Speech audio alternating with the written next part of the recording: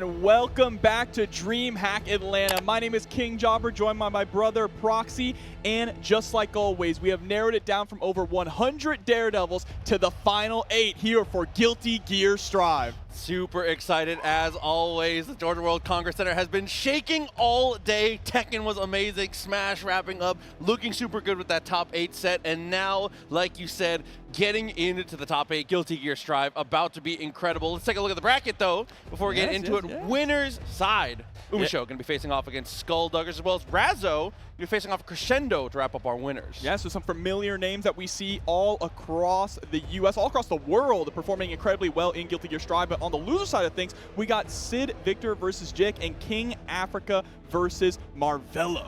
Yeah, a lot of players qualifying well. Marvelo actually was one game away from making top 8 in sealed magic and had to DQ himself to come back to qualify. Fun fact. Suffering from success, huh? Yeah, absolutely. But he's got his priorities straight. He is here for Guilty Gear Strive, ready to represent the Chipp Nation. You know he is excited about that new special move coming through in Season 4. And this is one of the final big tournaments, you know, this and ECT coming up, that we're going to get in this version of Guilty Gear Strive before we get Queen Dizzy added at the very end of the month and the official start of Season 4. Yeah, going to be very excited to see what that brings us as far as little bits of balance here and there for these characters, as well as, like you said, the new character and the rest of the past. A lot of cool things to come.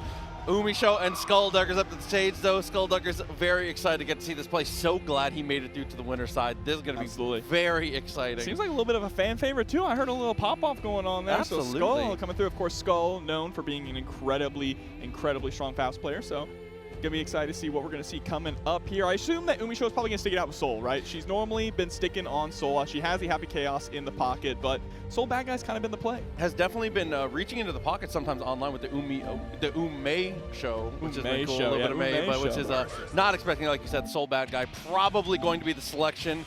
So we'll see how it works out for him. Faust, obviously a tough customer in the current version of the game, especially with a lot of these players.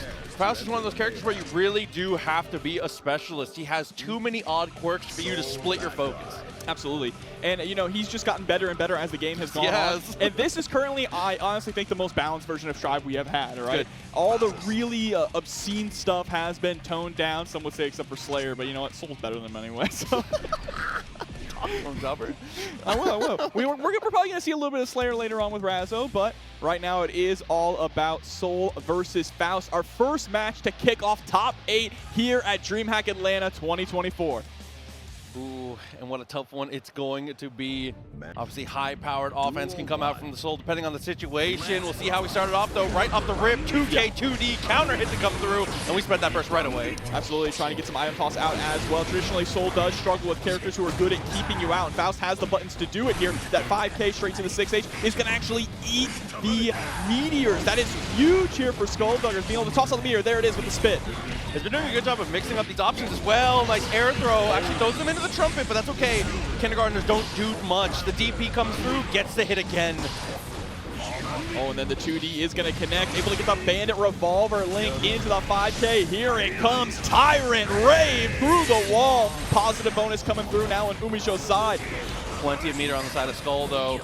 Has to deal with the BRC slowdown, though. Never had an opportunity to spend any of that bar. So, luckily, though, with the very early spending of the burst, we are going to have another one this round, regardless of the result.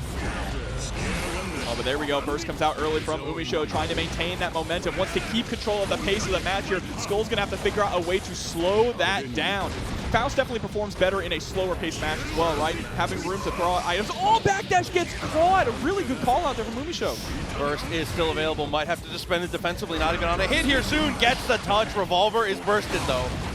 Able to get to the other side with the OTG. Ooh, that jump JK was a little scary. Skull's got to play this super safe.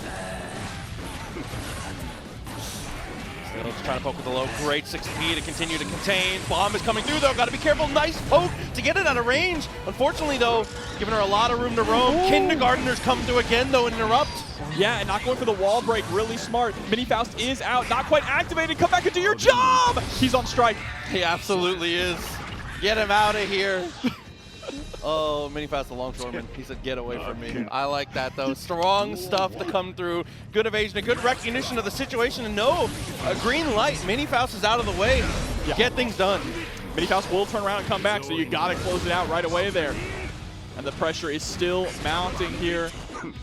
Oh, goes for the 5K, gonna whiff. That gives Skull the opportunity now. Gets an item toss out, but planting the tombstone with the 6H has to burst to get rid of that meter. Connection there with the trumpet. Minions come through. Oh, dude, trumpet into hammer is also such a good item combination as well because it kind of baits you into want to get aggressive, but the double bounce of the hammer, hammer's a super underrated item. Yes, especially if you try to jump out of the way too, right? Jump out of the way of the minions coming through. The hammer is gonna keep you locked down. Jump away though. 1 HAP breaks the wall, and it is enough to kill, and Dust we trust it does just enough. Exactly, exactly. Things aren't looking too good for Skull here at the moment. Back up against the wall again. There's the 2K2D, gets the 100-ton out, but just DPs right through it.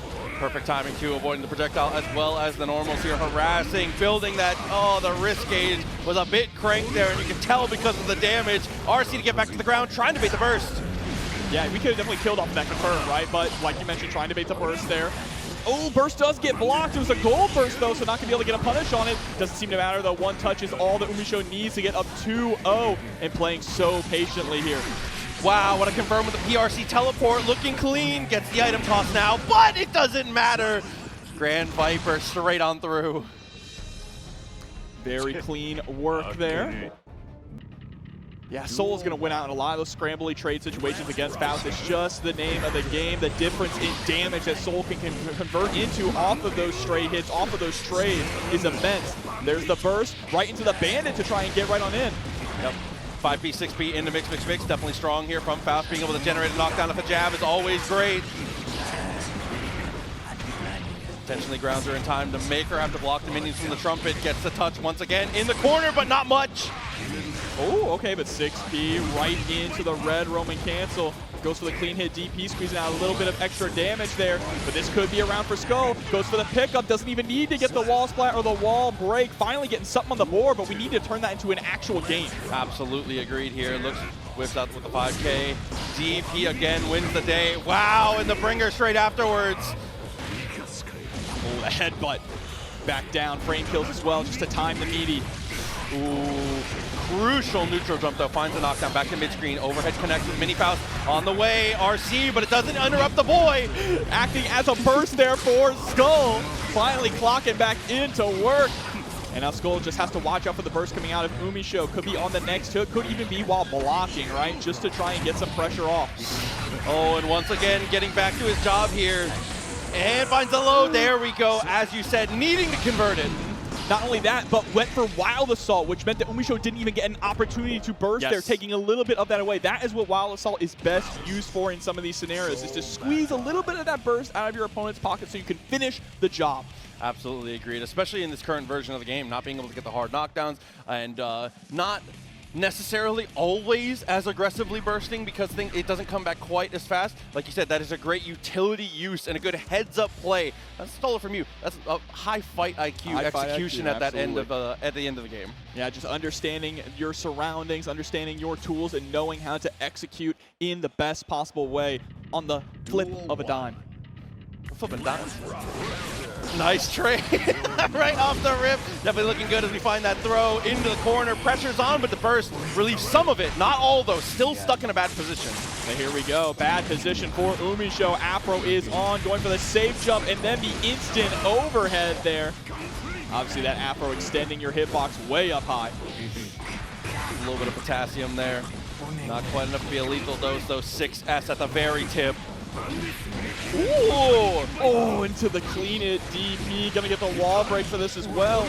Yeah, obstacle for the wall break. 5H is enough to get the kill. Sometimes I forget with that little bit of extra damage. I get jump scared on the guaranteed shatter damage every single time. Absolutely. What a run up! What a wild throw! Oh man, but still running on in. These dash cancels, absolutely ridiculous. Good reposition as well to make sure that Skull is still stuck in this corner. Dashes up, blocks the instant overhead though. Yeah, but things still aren't looking good for Skull. Doesn't have a whole lot of meter. Burst is down as well. Has to be very aggressive here and control the matchup. Can't let UMISHO get any offense anymore. It was instant overhead last time. Where do we go this time? Instead, we loop the throw one more time. Time for the mix again. Oh, catches the backdash there with the 2K. Very clean. Goes for the super here as well after pocketing the 100-ton. Yeah, no matter what item comes out there, you just put it in the pocket. Definitely the correct call here. Wall break through. Afro still applied. A lot of mix-up potential. Oh, whiff on the Vortex, though. That was a really scary backdash, but it works out for Skull. Not going to get the pickup too far away. Yeah, RCF, the OTG didn't quite work out the way we wanted. Takes a bite out of the donut here. What else can we get? Distance closed, but the DP hits again. Oh my god, the throw! Mashing out on the throw there, and Skull is able to stay alive for another round here in top 8 winners. I think Umi thought that follow-up of Revolver was going to connect. Yeah. That's really unfortunate.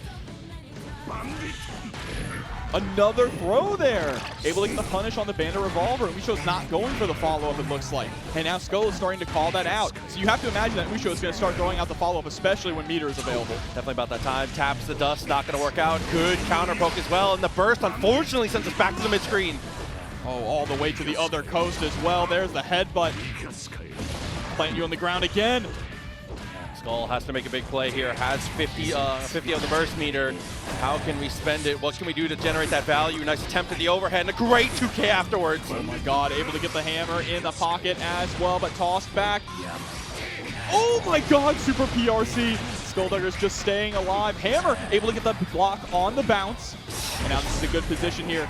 Spends the wild assault. Trying to snipe the backdash there. Oh, pockets 100-ton. Revolver doesn't kill. Wakes up with a throw again. Throw has been so strong with these throws. Oh! OTG after this should be enough to kill. Doesn't even need OTG. Has the RC available. Skull taking it all the way to game 5. Wow, what presence of mind to be able to get back onto that one here. A little shocked at the system, a little caffeine to get yourself regulated. I like it. I mean, you need that after being that close to being sent to losers twice. There were 2 scenarios where Skull was 1 hit away from being sent down to the losers bracket and was able to clutch it up and survive and persevere and win. Back straight into it, though. The final game between the two. Nice backdash to avoid there, and a good way to take the space with a forward dash of your own. That's hard to do against Soul. All right, bomb is out. Faust eating his son. My favorite painting. Oh, gets the poke, though. Has to spend the burst. Definitely a good call on that one. Oh, landing with a 5K. That's 3 frames coming on out. There's the fast RC as well. Yeah, just break the wall, get that positive bone. It's going to build up a lot of that meter and that burst gauge here. Oh, I mean, the one true fundamental of Guilty here, just 6P it. DP works out well, gets the stick, but it's not enough to kill, even with the guaranteed damage. Max resources for Skull. And Skull has been in this scenario 3 times in a row. What could this be? Spending all that meter. Oh, still looking for the answer. It could be a W here, Jobber. Gets the hit again and has meteors pocketed. Yeah, well, here we go. No! Still too much recovery on the 2K. Had the right idea, but pressed it a little too late. Burst back on the table, basically for both players now. Nice confirm from Umi. And again, really unfortunate timing on the burst there for UMISHO. Gets put straight into the corner. What a whip punish, too. Oh, there's the banana. Heal is still available. Skull gonna sit behind it and throw out even more items. Oh, little homies continue the combo there. Chucks out a couple items, didn't want to break the wall. Bro looking like Bobobo here. Oh my god. Afro comes off for the explosion. Oh, comes with the overhead. Mini Faust gonna be the answer on this one. Absolutely gets the pickup, makes it around a piece. Yeah, and UMISHO holding onto that burst gauge as well, right? Knew that this round was getting a little squirrely, didn't want to spend it, saving it for final game, final round. Skull is down on the burst, and that's going to be huge. What a run-up throw. Applies the Afro. Time for the mix-up here. Goes low again this time. Instant overhead has been left to the side, but there's the counter hit. Forces the burst. Oh, but now we're going for the follow-up. See? Trying to bait out that throw that Skull was throwing out earlier on. High-level adaptations. We get even farther. Gets the far hit on the S. Is it going to be enough? Not quite. Still in it. The pixel of pixels. Yeah, super PRC, but you can't deal with anything there. The SDP Hail Mary coming on out. UMISHO is going to move on in the bracket. Lands and rips the DP right away. A great decision to be able to close it out there. A nail biter for sure. And we're definitely going to see more of Skull because with that level of gameplay, yeah, Oh, dude, expect good things. UMISHO, though, moving forward in the winner's bracket. Yeah, already an exhilarating, high-octane match to kick off top 8 here at DreamHack. There's only going to be even more to come, even more high-octane matches as well. And this next one is going to be no different. Razzo versus Crescendo will be our next match. And I have to imagine... Well, this one's tough because both of these players have multiple characters in their pockets, right? Razzo has been on that Slayer kick, which makes me very happy, obviously. But Crescendo, you know, does have that Giovanna and also does have that, if I'm remembering correctly, it's the Bridget too. I think so, yeah. I don't know if you want to necessarily bring Bridget against Slayer, though. I kind of feel like Giovanna might be the better play. There's definitely some decisions to be made, and I'm very excited to get to see that. Guilty Gear, as we said earlier with Granblue, is another game where it's very similar in that I feel like the way that the game is currently crafted and everything works out, it's pretty good and pretty easy for a lot of players to be able to, if you're not playing one of those super top tiers that has a great matchup spread 100% across the way. It's not too bad to pick up extra characters to be able to get through with it. Yeah, absolutely, but here we go. Razzo coming up on to the sticks here. Oh, I hope we get Slayer action. Yeah, we'll see how she handles it. As we said, definitely a player that performs so well, has continued to shine. Razzo's a lot of fun to watch. Absolutely, I also like that she plays most of the deal. Every time a DLC character drops, she's like, let me try for the one time. Yeah, and they all keep fitting like a glove. So many different characters, right? And that's the thing, is that she's so proficient with all of them that she can just switch on a dime here. But here we go, Crescendo coming up. Ooh, a little bit of a pop as well. You know the crowd loves it. Definitely easy to tell who's from the area. Exciting for sure. So we'll see how the matchup goes. And as you said, what characters end up being the deciding factors here? Yeah, I mean, there is an argument to be made about Bridget being used against Slayer, right? Being able to lock Slayer down is huge. And Bridget is really good at running that mixed game once you get the knockdown and get the yo-yo out. But the problem is getting there. You do have the long-range buttons, but if you make a single mistake against Slayer and you are not locked in at all times, you are going to explode, and you want a character that has a little bit more survivability. Absolutely. I mean, when he's able to get the correct touches and he's able to set up for those mid-screen loops, the damage is unbelievable, and he basically just gets to, on any touch, choose when he breaks the wall. He does so much damage to the wall's health, but he has a lot of control in putting you back in mid-screen, so he can... It's very hard to escape. He is one of the stickiest characters in the game. Yeah, the one thing, though, is a lot of the stuff that he does do, if he's not spending meter, has gaps or has enders, right? So it's being vigilant enough to look out for that. If he's going to keep trying to reset you with Master's Hammer to get those guard breaks over and over, you can call that out. You can throw it as he's landing with it. You can jump out of the way. Jumping can be scary against Slayer, obviously, if he's dandy stepping on you. But jumping and getting guard broken in the air by It's Late is not that bad, all things considered, right? It's better than getting hit.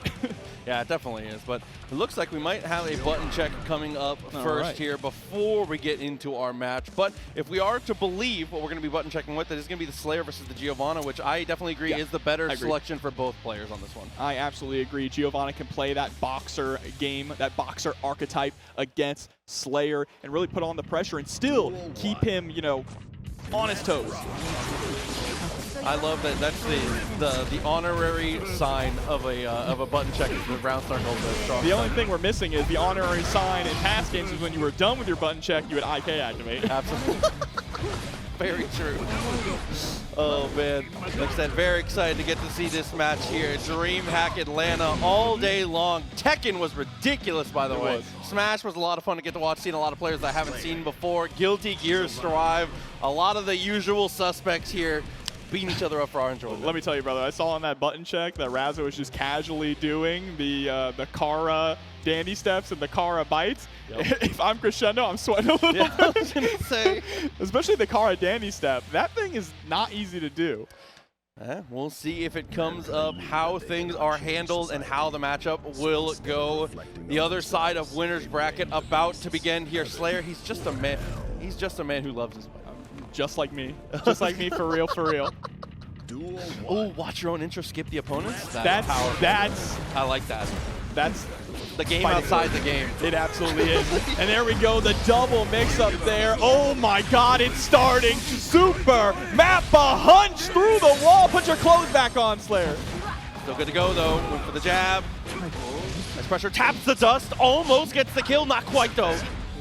Oh, but with the just block into the throw, that's round one done in a flash. And that's just a Slayer round. Those things are going to happen no matter what. Every game has the character. 2H! What an answer! I like the burst timing too. That's a good point to burst at as well. Oh man. Super Mappa Hunch again. Gonna get that hard knockdown. Positive bonus. Let's see. Is Mix-Up just going to be a safe jump opportunity here? Oh, we just go for a 5P frame kill into K Mappa Hunch. But it ends up working out beautifully. First game in the wraps in a hurry. And as we said, this is just how Slayer operates. You only need to be correct 2, maybe 3 times, depending on the interactions. It's lore accurate too, all right? Dude, he needs it. Oh, the 5H, another frame kill there, getting close enough for the Bloodsucking Universe. Able to get the burst out of Crescendo, but it was actually a gold burst, which is huge here for Crescendo now. Able to run this offense, get back in the corner. Yeah, because of the slowdown, the PRC had plenty of time. Tries to commit a couple dashes forward there, but couldn't quite get as far as we'd like to. Meter building up for both players here, but Razzo has to spend it for a YRC. Oh, it landed on the other side, back into the corner. That was brutal, and through the wall on top of it. Oh, not very much. This is a pixel to Slayer. Almost gets it there with the trade. RC forward, what do we have? Yeah, just being patient here. Crescendo understands that you got to go in, right? Slayer's weakness is defense. So if you can smother this character, you can win. Don't let him get the engine started. Yeah, he's definitely not the backdash machine of yesteryears. Does get the connection, though. You still can use it in that way, but it is significantly harder. The frame data is not nearly as good as it once was. No, it is really bad. It's way harder to do. Oh, deflect shield. Yeah, but that guard break means that your meter is just for naught. 2D with the trade, goes for the OTG. Up in the guts. Okay, here we go though. Spinning dog kick, break through the wall, hard knockdown. How do we set it up? Just gonna double dash in with the 2S. I actually like that a lot. Late PRC too on the roundhouse kick. Remember, the roundhouse kick is the end of Giovanna's turn, right? Yes. The other special moves have gaps in them, but they're plus. She can keep going. Step back is really good. It's able to interrupt the attempt of the 2K as well. The 2H, excuse me. Oh, here we go. Tried to go to the pile bunker there, but yeah, messed up the confirm. You can even see Razzo looking shocked at that. Yeah, and that was a punish, truly. There we go, wall broken, good amount of health straight off the table. Crescendo in a position to potentially end it here. 50 meter, tap the dust, we're gonna get kicked in the face! Yeah, kick somewhere else, but there's the 2D. Dash it on in, gonna whip the Bloodsucking Universe. Beautiful RC and awareness there from Crescendo. Gonna be able to get a point on the board, tying it up 1-1. Needed a game to wake up. I mean, Slayer, like we said, Slayer is one of those characters that can put you on notice in that way in a hurry. But here we go. Even set count between the two. The next one starting straight away. Tries to go for the Wisp punish, but a great throw in response. Pressure continues, but again, another gap there. It's very clear that we are labbed in the matchup. Yeah, you have to. You have to. Slayer's not a character you can really fight on field. Oh, he exposed you 100%.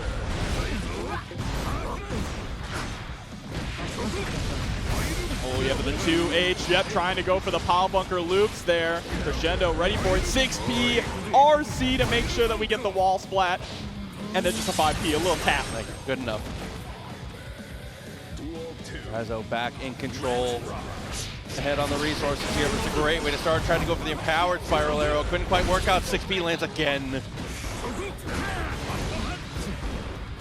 Oh, harassing with that far slash +4 on block. There we go. Power DP, looping it through, gets the hit back into the corner, spinning dog kick once again for the damage and the hard knockdown. 50% of your life stripped away just like that. Yeah, Slayer could do damage, but he definitely takes some damage as well.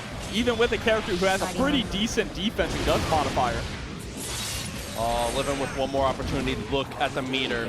No lead is a lead. It's even until Slayer's dead, Jobber. Uh-oh. Oh, are we gonna see burst? No, missed the 2H. Oh, that was actually kind of scary. Oh no!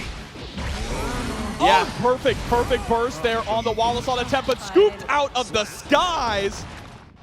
Razzo spreading the bat wings here, able to get up 2-1. It's just as I said.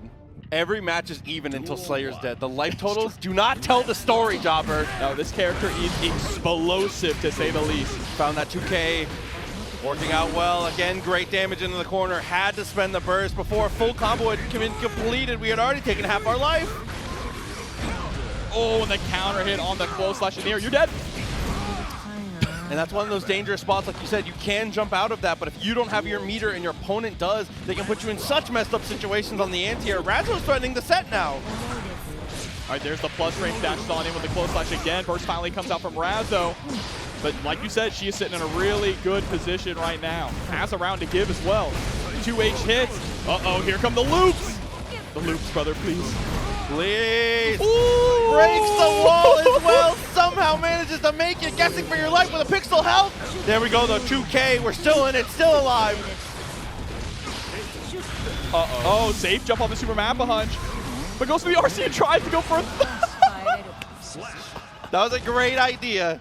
And while the first layer doesn't work out, it doesn't matter. We still have time. We still have the second layer. If at first you don't succeed, just try again. All right. Whip throw, that's fine. Just throw one more time. Razzo going to do it. Moving on to winners finals with an absolutely insane Slayer. Her Slayer is so much fun to watch. And I feel like she's one of the most consistent Slayers in North America right now, right? I mean, the character can be, I feel like it's as executionally demanding as you want it to be, and she's like, give me all the smoke. Yeah, sure. Like the two Slayers that I think about when I think of Slayer are obviously Razzo and Varix. But Varix obviously not in the US, but still, you know, dropped one vampire for another and is looking incredibly strong. Hopefully we get to see him at some tournaments in the future.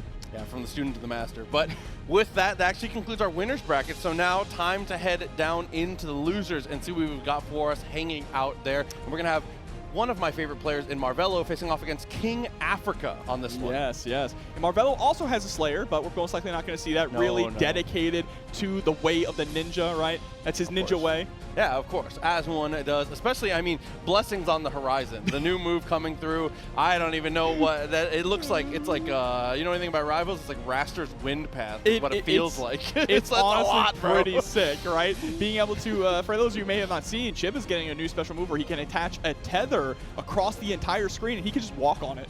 He can run on it and combo off of it and he can go up on it with Alpha Blade. It's going to add so much to his mix and to his corner carry as well, which is already really good. Yeah, I believe he can do anything that he can do when he's running on the wall. He can do on the wire, which is... It's just a horizontal wall. I'm about to do 6P loops on the ground, but here we go. Our players coming up. Leading off, though, KingAfrica. Whew. This has been already such a good bracket here. Today, DreamHack fighting games have been incredible. Oh, dude. And it's not over because tomorrow we're going to have some more Street Fighter 6 and, of course, ending things off, too, with Smash Bros. Absolutely. Smash Ultimate into Street Fighter going to be the 1-2 punch closing out the weekend. And their opponent coming up next, Marvelo. As I said, this guy dropped out of a sealed Magic event to make sure that he was in position to be able to get here. He's just, you know...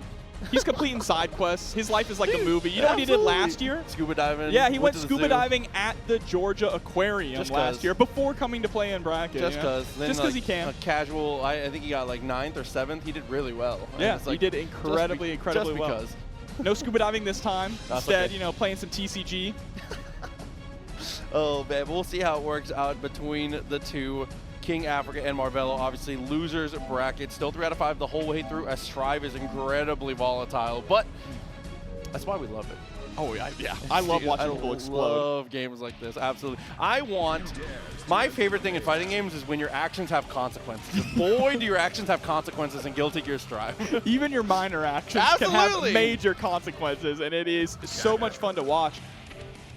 But it looks like it is going to be Jacko versus Chipp.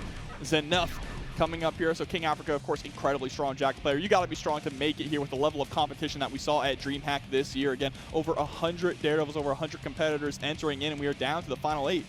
Yeah, has cut it very close. We'll see how it goes between the two. And DreamHack Atlanta has always had really good competition, especially in Guilty Gear. Yeah, definitely. Atlanta was very, very good. I believe last year Atlanta was the MFCR victory, I believe. Yes, I believe so. Which was a lot of fun to get to watch. But here we go. The fist bump comes through, and they are about ready. Let's see if Chipp can close the distance and prevent the minions. He might get jumped. He might get jumped. He's going to walk down the wrong alley, bro. We'll see, dude. We'll see how it goes for him, though. Jacko can take control of the match in a hurry. It's a character that can, if you do not know what to do in the correct places, can snowball completely out of control. I miss when the minions used to beat you to death with lollipops, man.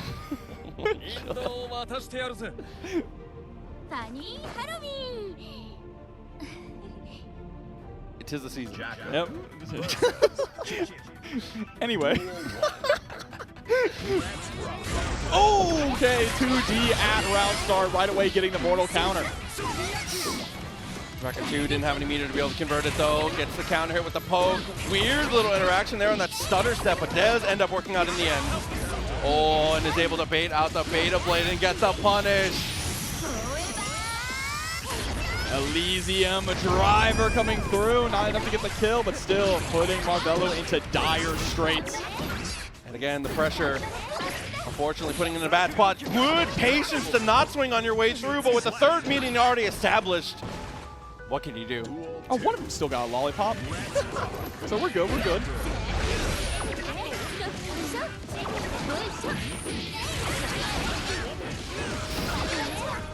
Wow, and just like that, so much life straight off the table, in so much trouble after the Elysium driver. Marvelo on the ropes right now.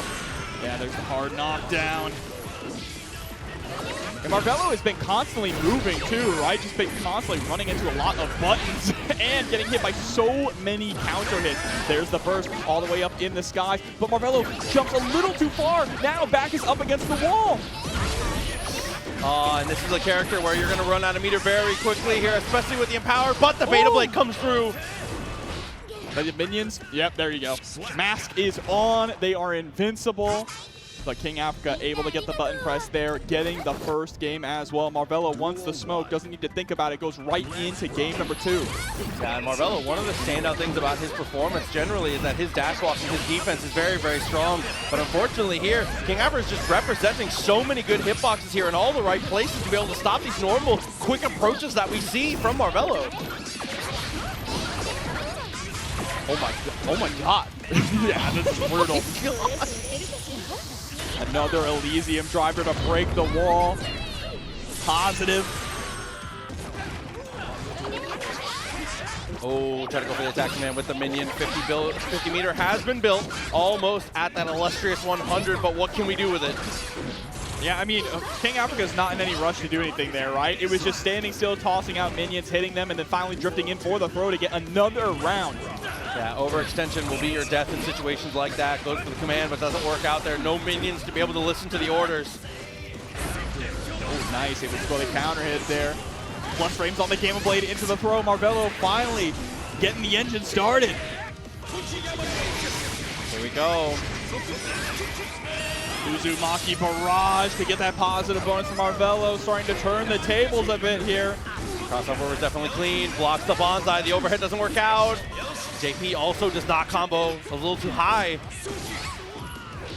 Oh, and there it is, gets caught on the ankle. The 2K2D, a perfect coming through from Marvelo, a pretty extended perfect as well. Clock down to 70 seconds. Long perfect. Oh my god, the very last active frame it feels like of the 2D does connect. Good answer to the minions though, and good closure to the corner. Oh, mortal counter, yeah, that's gonna get everyone to burst. And look at the wall of just hitboxes that KingAfrica was putting up there, setting up the minions, setting up the JD Fireball, over and over, just trying to prevent the approach here from Marvelo. J2K has his chance, and again, the bonsai is blocked. Overhead has not found its mark twice in a row, but here we go. Knockdown, uses the clone. YRC is blocked, and we get the punish. That should be enough. Yeah, absolutely. Doesn't even need a super to close it out. The wall break is enough to do it. And Marvelo tying things up now 1-1. Looking way cleaner and way more confident than we saw in the first game. Yeah, definitely got his sea legs back. He's been looking significantly stronger here. He's going to opt into the Wild Assault on that first attempt at offense there. Looks for the whiff punish, but a little too far.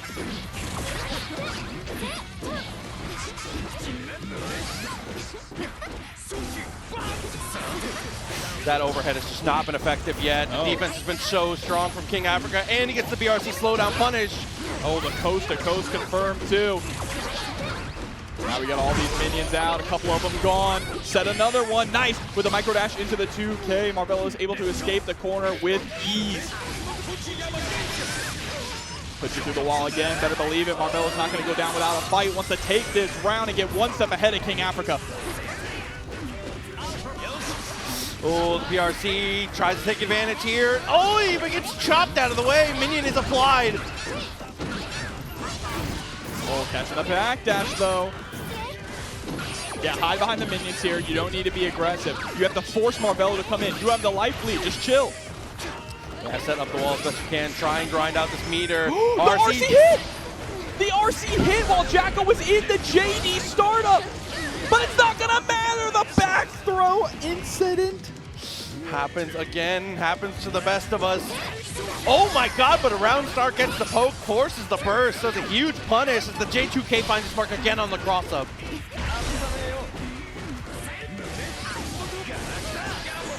Gamma Blade plus frames again. Man, Marvelo just has not been able to get these overheads on KingAfrica. KingAfrica's defense has been different the entire set so far. Finds that counter poke once again. And dash on in, score the throw. That throw did so much damage, especially in parts of that wrist gauge. Well, that means he's just trying to help. Jacko's destroying him. Tap the dust though. One more throw is going to be a kill. No, not quite. Almost off the OTG. Gets the craziest throw! So low to the ground! Are you sure that wasn't on the ground? Jacko's ankles were scraping the floor there.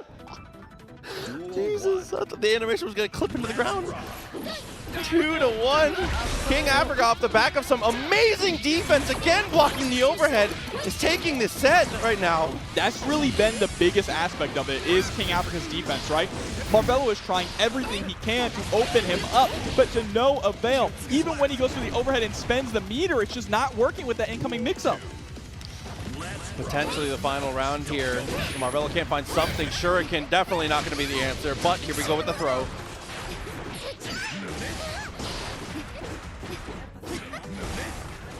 And a lot of this offense has been kind of very samey too for Marvelo, right? It's like 3 5Ks into a Rekka whenever we get into the corner.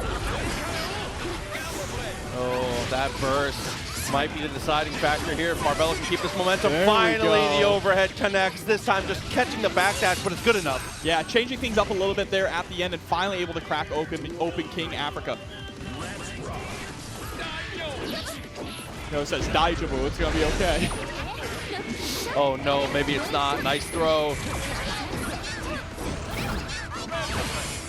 Okay, Beta Blade. We haven't seen it as much in the later portions of the set. Bringing it back. Oh, harassing with the Alpha Blades over and over. 2K2D spending the meter. Can we get the corner kill? We don't. Drops the confirm. And now KingAfrica has an opportunity here to close things out. There's the explosion, but the DP right through. Oh, no, it wasn't a DP. It was the explosion that killed Jacko. Absolutely. And Marvelo says, woohoo. It was the way the way the angle turned. You saw Chipp's arm. Yeah, it did. It took me a second to realize that the FD was still there. But here he is. Still alive, somehow managing to make it work. 2-2 on the rounds here on the game, excuse me. Like how KingAfrica said, no one's gonna beat me but me. Like the good block on the burst, but was way too high to get a punish there.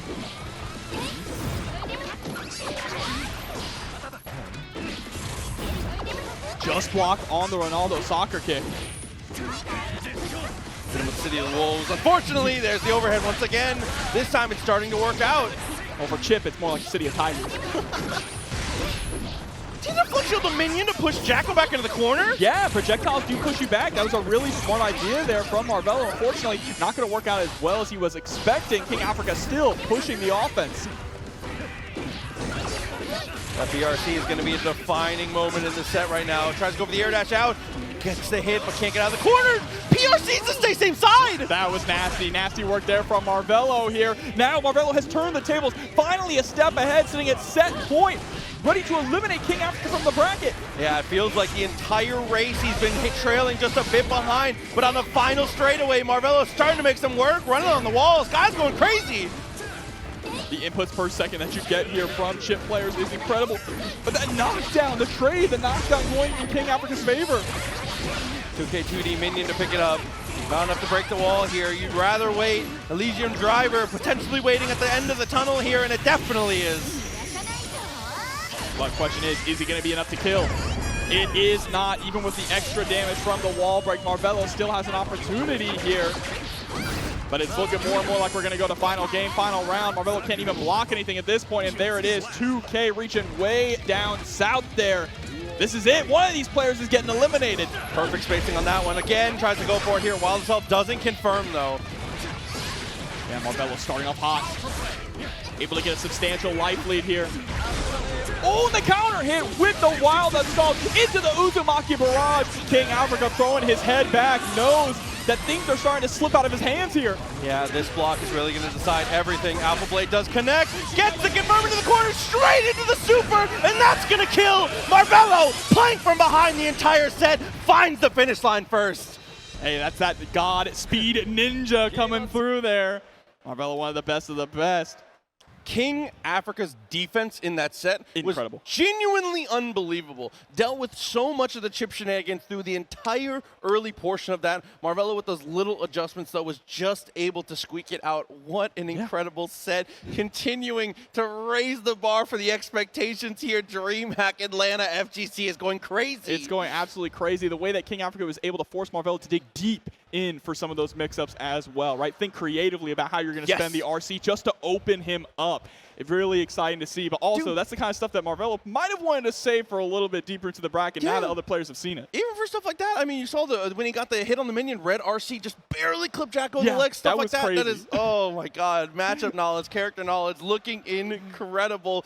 But one must stay, one must go, and we have to continue moving as well. And we're going to head to the other side of the losers bracket now to get to see our next match. What we got there? Yeah, we're going to have Sidvictor versus Jikh coming up here. This one is going to be really exciting. Our final game of the first line here of round 1 in top 8, and then we get to move forward. Unfortunately, we got to keep knocking these players out. Yeah. That is the saddest part about all of this, but only one can win, and we're going to have to figure that out. Yeah, one step at a time, closing into that top 4. Oh my God, and this will be the end of fighting games for today, but don't forget, tomorrow there's gonna be even more action. Smash Ultimate to kick off the day as well, Street Fighter to get us going, but on to the stage now. Sidvictor, fan favorite here. Last night, the name of the locals escaped me, I'm so sorry. Chat will know, people in the crowd will know, but was it 4-4? It might have been, but able to reset the bracket against UMISHO in Grand Finals, putting on an incredible show. So Sidvictor, part of the Gold Lewis family, the big boys. It may be autumn, but it's still big boy summer all year long. All the way entire through. And then Jikh coming up as well. Ready to get started. Ooh, the Kwamba Pearl? That's a clean stick. You got that one. You got that one. Super fire. Definitely love to see it. Oh, like you said, these two players. Do all Gold Lewis players own a Hawaiian shirt? I think you have to. I don't know if you have a choice. So. I think it is required. It's the Gold Lewis uniform. You got to wear it while you're playing. Oh my God. Hopefully we get to see more of it though. Dude, it's actually, I never really thought about it, but you're so right. It's just every single Gold Lewis player. We got to make sure Cheerio's got a TNS Hawaiian shirt. Oh my God. Hey, write that down. Production. Yo, can we get Hawaiian shirt man into Guilty Gear? Oh, dude.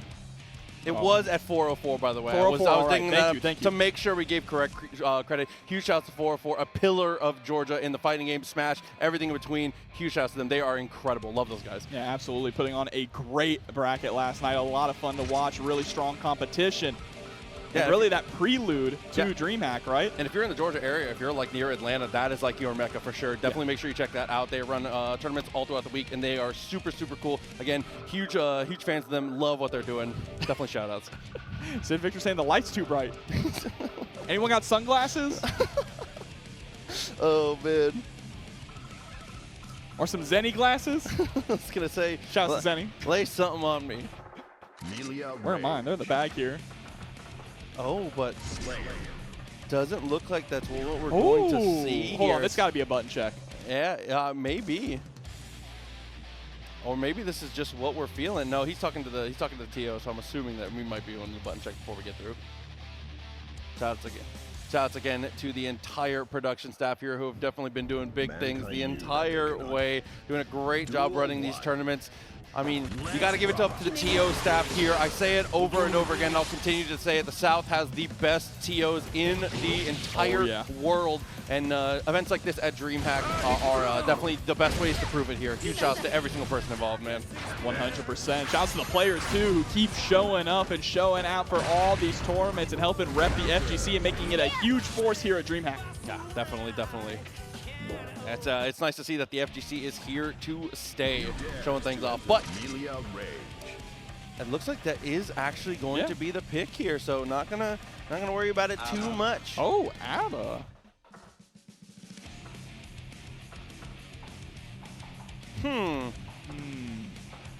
Not the matchup I was expecting, but I'm down. No, not expecting either. Millia, obviously one of those characters. Very good mix-up. In previous versions of the game, the damage was relatively low, but not really an issue here at this point. Oh, but the switch up. Thinking about it here. I mean, Slayer versus Millia, that's a fun match. Okay. Not for Millia. That tells me everything I need to know that you said that. There Not we for go. Millia, not fun for Millia. Millia actually does do a little bit better in this matchup compared to previous versions of Guilty Gear, just due to the fact that Slayer has to hold now the tandem top mix-ups, right? That was never a thing before. Yeah, absolutely. No, we just bagged that. We'll see, though. Obviously, one thing we always have to talk about when we see Millia, the most important thing is being hard to catch and having that movement be on point. The mix-up is just a symptom of the bigger problem of trying to catch the fly. But once you catch it, she turns the pace. Ooh, plus on whiff there. Both one whiffing the throw. Hair car into the double low. Nice defense. Ooh, okay. Nice with the Capel as well. The catch Slayer burst comes out here from Sid. Touch too far. Tried to touch him with the Artemis foul. Not quite there. Sets up the disc and gets the cross up. Again with the tandem top. YRC on the bad move and tries to go for the 6H and gets met with a 6P. As I said before, I'll say it a million times, I was taught by my wonderful Guilty Gear teacher here, just 6P it. Just 6P It's the true answer. Ooh, okay, dashing to the other side, trying to give Slayer a little taste of his own medicine there off the guard break. Well, good defense again, sticks out the leg, and is able to get out actually after the 6P. Oh, I love the movement there. Staying just short with the Mappa-Hunch, P-Mappa-Hunch to catch any button that was trying to get pressed out. Oh my god. And oh my god. And you died. You're dead. I couldn't even finish doing play-by-play. No amount of life is safe. No lead is a lead. Gets obliterated, deleted from the screen, as one does. Yeah, not in this matchup. Please live. Okay. Oh, no pickup there on the 6P. Could have just gone for the RC, but doesn't matter. Dead anyway. Sid is going to take game number 1. The finger gun? Are you headed back into it though? Taking a second, you know. Chat, you love Slayer, right? He's thinking on it. I love Slayer. Oh man, try to go for crossover there with the J8. Gets the hit, 6P gets 2H, both bursts off the table right away. Oh my god, 2H in 2. Oh my pile god. bunker, bro, the pile bunkers. I think you're dead. You're so dead. No, whoa, still okay. alive, still alive. A little too much scaling on that combo. But the dash to the other side into the close slash immediately. As I said, Slayer, I mean, he's just hits you with a shove it. Everybody else is out here fighting for their lives. Slayer's out here on his tablet playing balloon tower defense. Look, he's mauling you. Hey, the truth about Slayer is you can't beat someone who fights for fun, you know what I'm saying? Okay, Capel actually managed to make the other side here. Starting a little closer as we find that hard knockdown and another clean touch. Oh, and actually stuck on the wall there. Run up for the 2H, able to break the wall. And Jikh in really good control here. Goes for the hair carve and tries to dash on in. Nice, just jumping out of the way. That's also a good answer to a lot of Slayer shenanigans, is just jump. But you can't hit a button while you're jumping because there's the fear of the id slay coming. And a counter hit id slay means you are getting deleted. And there it is, id slay right on cue. Does manage to escape on that one there. And again, the difference maker in this movement, it feels like has been low Capel doing a great job of staying active. Cross up on the close slash. Oh, you know it's a good cross up when they're walking into it. Oh my god, gets him again. Yeah, these are some really just grimy mix-ups here. They don't look clean at all, but they're so effective. That's the thing, right? They're so scrambly, but you can tell that Jikh is fully aware of where he is at all times. And these two are both, they're jawing. I like it. I like it. This is that perfect energy. 1-to-1, back to the character select, taking a second for himself. You know, think about it. All right, yeah, just bring out the goal, Lewis. There it is! The Secretary of Absolute Defense. And we all know the best defense is good offense. Of course, listen. The blowback state he puts you into, the amount of chip he's able to generate, the amount of offense he's able to establish when he puts buttons on you. It can be difficult sometimes, but considering other places maybe, we're just recycling through DLC characters right now. There it is. I also like Gold Lewis in this matchup too because Gold Lewis's Coffin, especially the 2/6 Behemoth Typhoon, is so good at controlling the skies and catching Millia if she's doing Capel just a little too close, right? Yeah, and the Cryptid 6P has a good hitbox too, 100%. Yeah. That's the one thing about Slayer too. Slayer, not necessarily the greatest anti-airs. A lot of his stuff is pretty horizontal. 6H is decent, but it moves so far forward. Yes. And Close Slash is good as well, but Gold Lewis definitely is much better at controlling the skies than Slayer is. And look at that, already just chip damage every single thing that Jikh blocks here. Oh, I thought it was.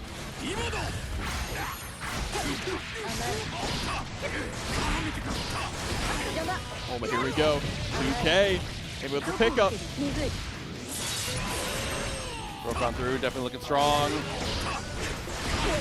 Oh no, it's straight away, gets it immediately with the Bad Moon. Ouch, just barely living it here. It does still have the burst though. Oh, and there's a throw in the air.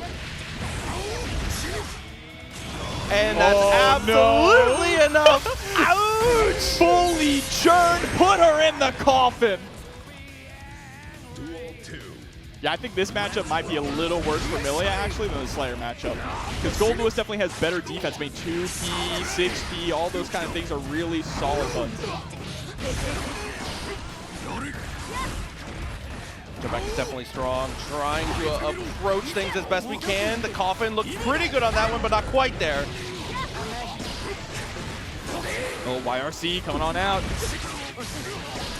I love watching Millia versus Big Millia, but there's the PRC trying to chase down the backdash.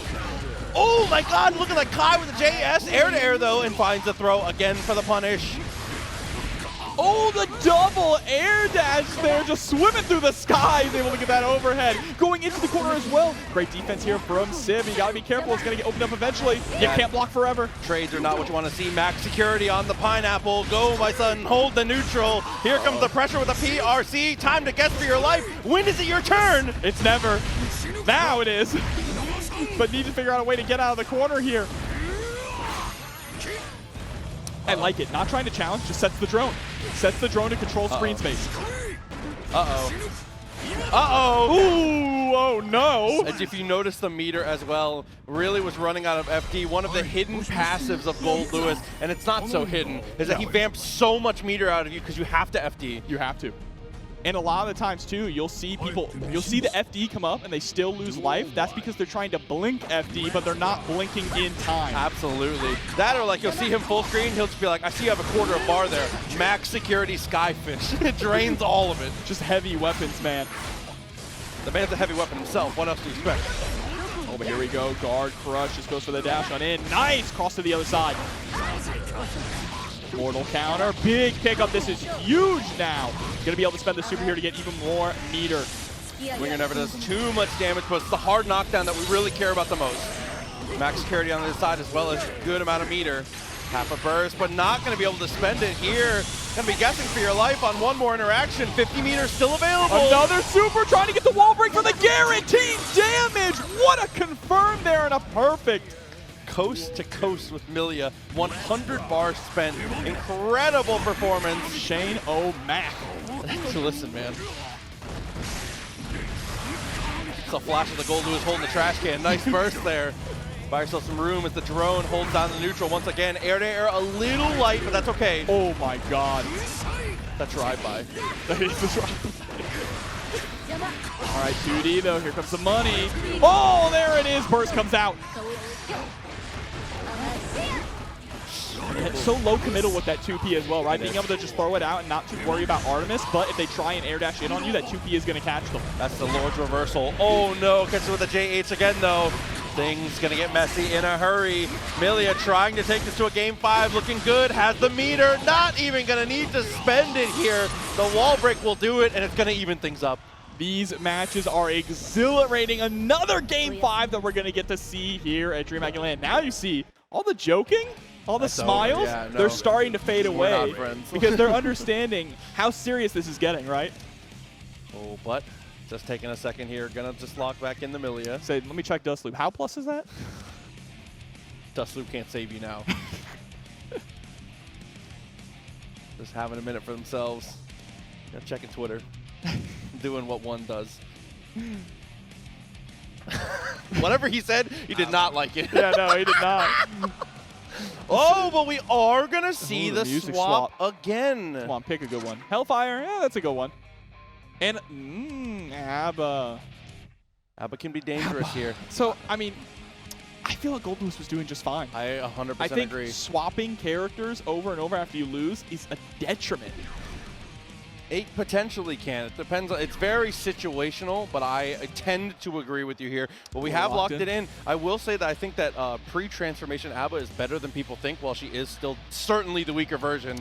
But her buttons are still very strong. Can absolutely get things done. It's still an anti-air missile turret if you approach her too aggressively. If you are too hasty, you will take a load of damage for it and give her a free transformation. I love that 2S when she hits Paracelsus like the door stopper. Absolutely. That's me when I get sent to my room. Trying to close that distance again, though, not quite there. It's going on. The left, right. Oh, and here we go, straight into Jealous Rage. Not a whole lot of meter, though, so goes for the uninstall. That's definitely smart. And look at this. Yeah, Jikh is just going to stay in the air, right? Try and stay airborne, try and stay mobile to make it very difficult for ABBA to catch him. But we finally do catch him, and we get the key grab as well.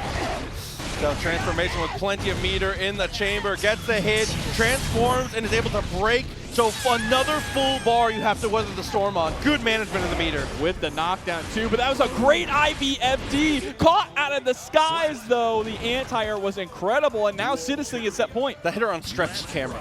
Unbelievable, man. Another great anti-air though, like we said. You can't ground out, but she doesn't care. Jealous Rage, steals your soul, waits for the deflect shield.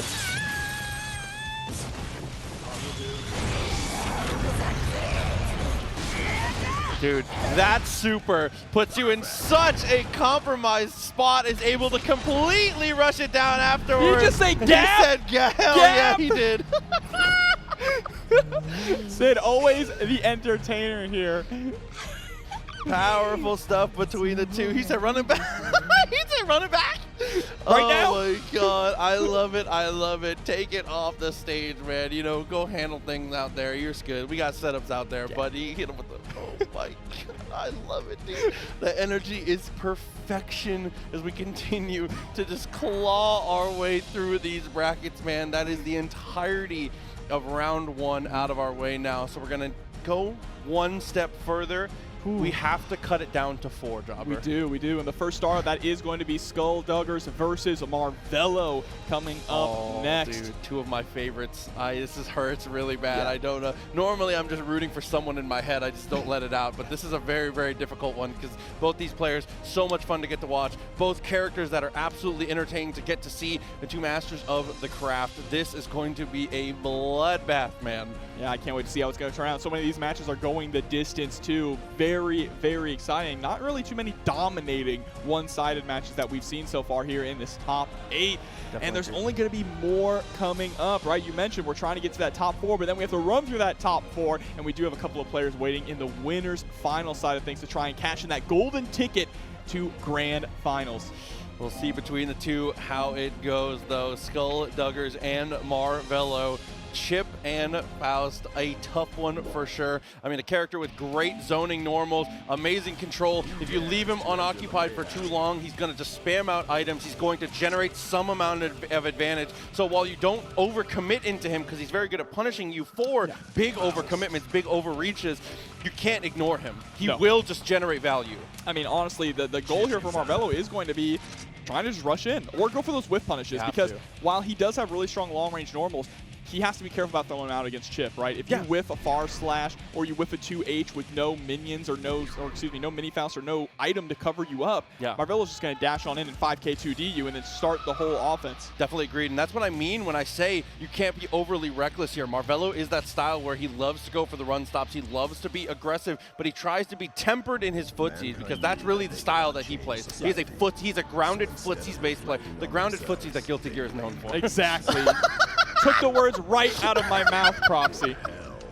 Oh, we got the DreamHack colors on too. Powerful.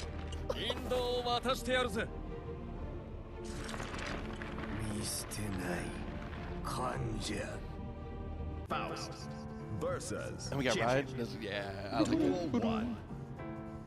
All right, so grooving out here in the losers quarters, battling it out for that top 4 spot. Again, like you said, though, the run stops trying to go for these whip punishes here. 6P not going to work out, but the burst to maintain momentum. Yeah, and it's all centered around that 5K, right? That is lays the groundwork for a lot of Marvelo's game plan. 5K 2D are the money buttons, 100%. But you can see in his recent time, I'd say in the last year, he's gotten incredibly effective at using 6P. He's gotten so much better at it. You know what's funny is he talked to other players and he was like, what do I do against this or this or this? And he ended up finding out, I just don't 6P enough. So it's rings true, just 6P it. Oh, but the 2K punish there on the cross up here. Things turned on their head. Gonna be able to get the wall break, but no hard knockdown. Oh, PRC backwards to keep yourself safe after that whiff. So yeah, Skull is fully aware, right? You can't be whipping anything, even a 6P like that. Yeah, Marvelo is waiting, scouting, salivating at the idea of big whiffed Faust buttons, dude. You've got to be so careful. Oh, and I like that. Just going for the far slash, right? Or excuse me, the 5H. Going for the 5H and then baiting the dash in. Oh, that was a misinput for sure. Definitely was. But Marvelo, again, so aggressively taking space, is in the perfect range to be able to get the punish here. Hard knockdown. Oh my god. Really unorthodox offense there from Marvelo, but Skull still able to weather the storm. Getting put right back into it though, the eye is passed. The rising H definitely felt like a missed execution, but that's okay. Like you said, doesn't get too punished for it. The late dash into the overhead.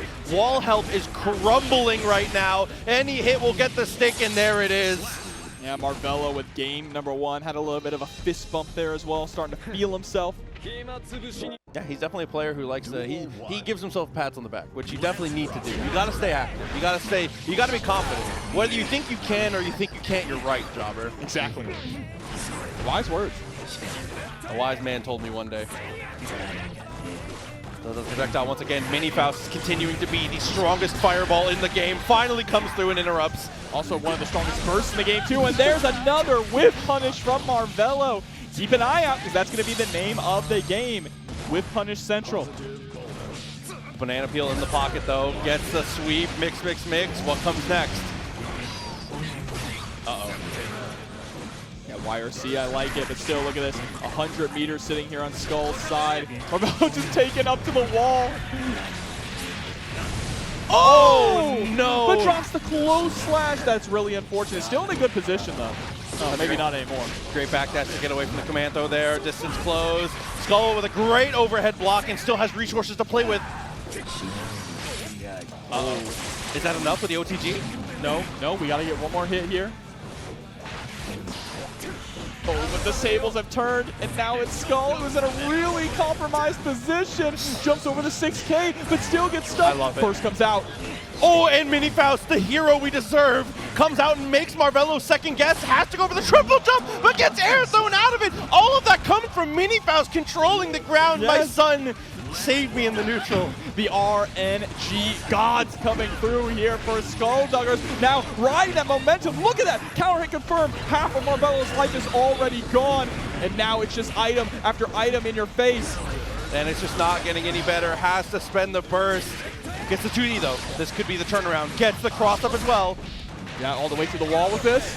Question is, no, not gonna be able to go for the wall break. Great block on the Alpha Blade. And closing out the game as well.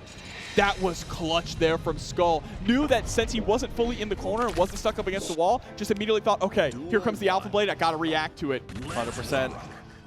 Definitely ready with the 1-to-1 now, back and forth.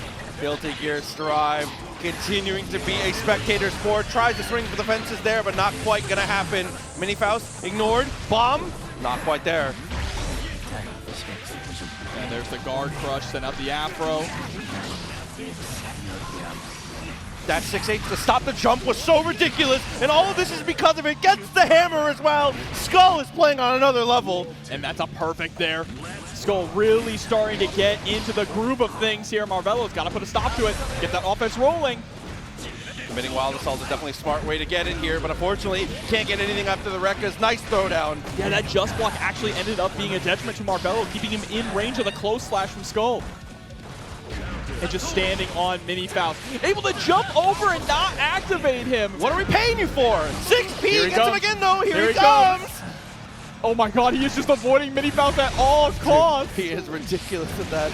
His stealth gaming is unbelievable. He's a ninja for a reason, but this could be the end. Yeah, extra wall break damage here. Oh, just goes right into the super, says watch the movie, buddy. Skull does it again. He said, I'll never abandon a patient. Closes it out with the super and takes the lead. Marvelo on the ropes right now. Skull continuing to play exceptional Guilty Gear. The footsies are immaculate. I mean, Skull was able to take UMISHO all the way to Game 5 as well. Eats the bomb, but at what cost? 2K2D to get the knockdown here. One in kind, though. Oh my god, Mini Faust is coming out so often. He just has to weather the storm. Oh no, he walks back! See, that's the thing. Mini Faust, he works when he wants to. Yeah, he does. Because I'm getting paid by the hour.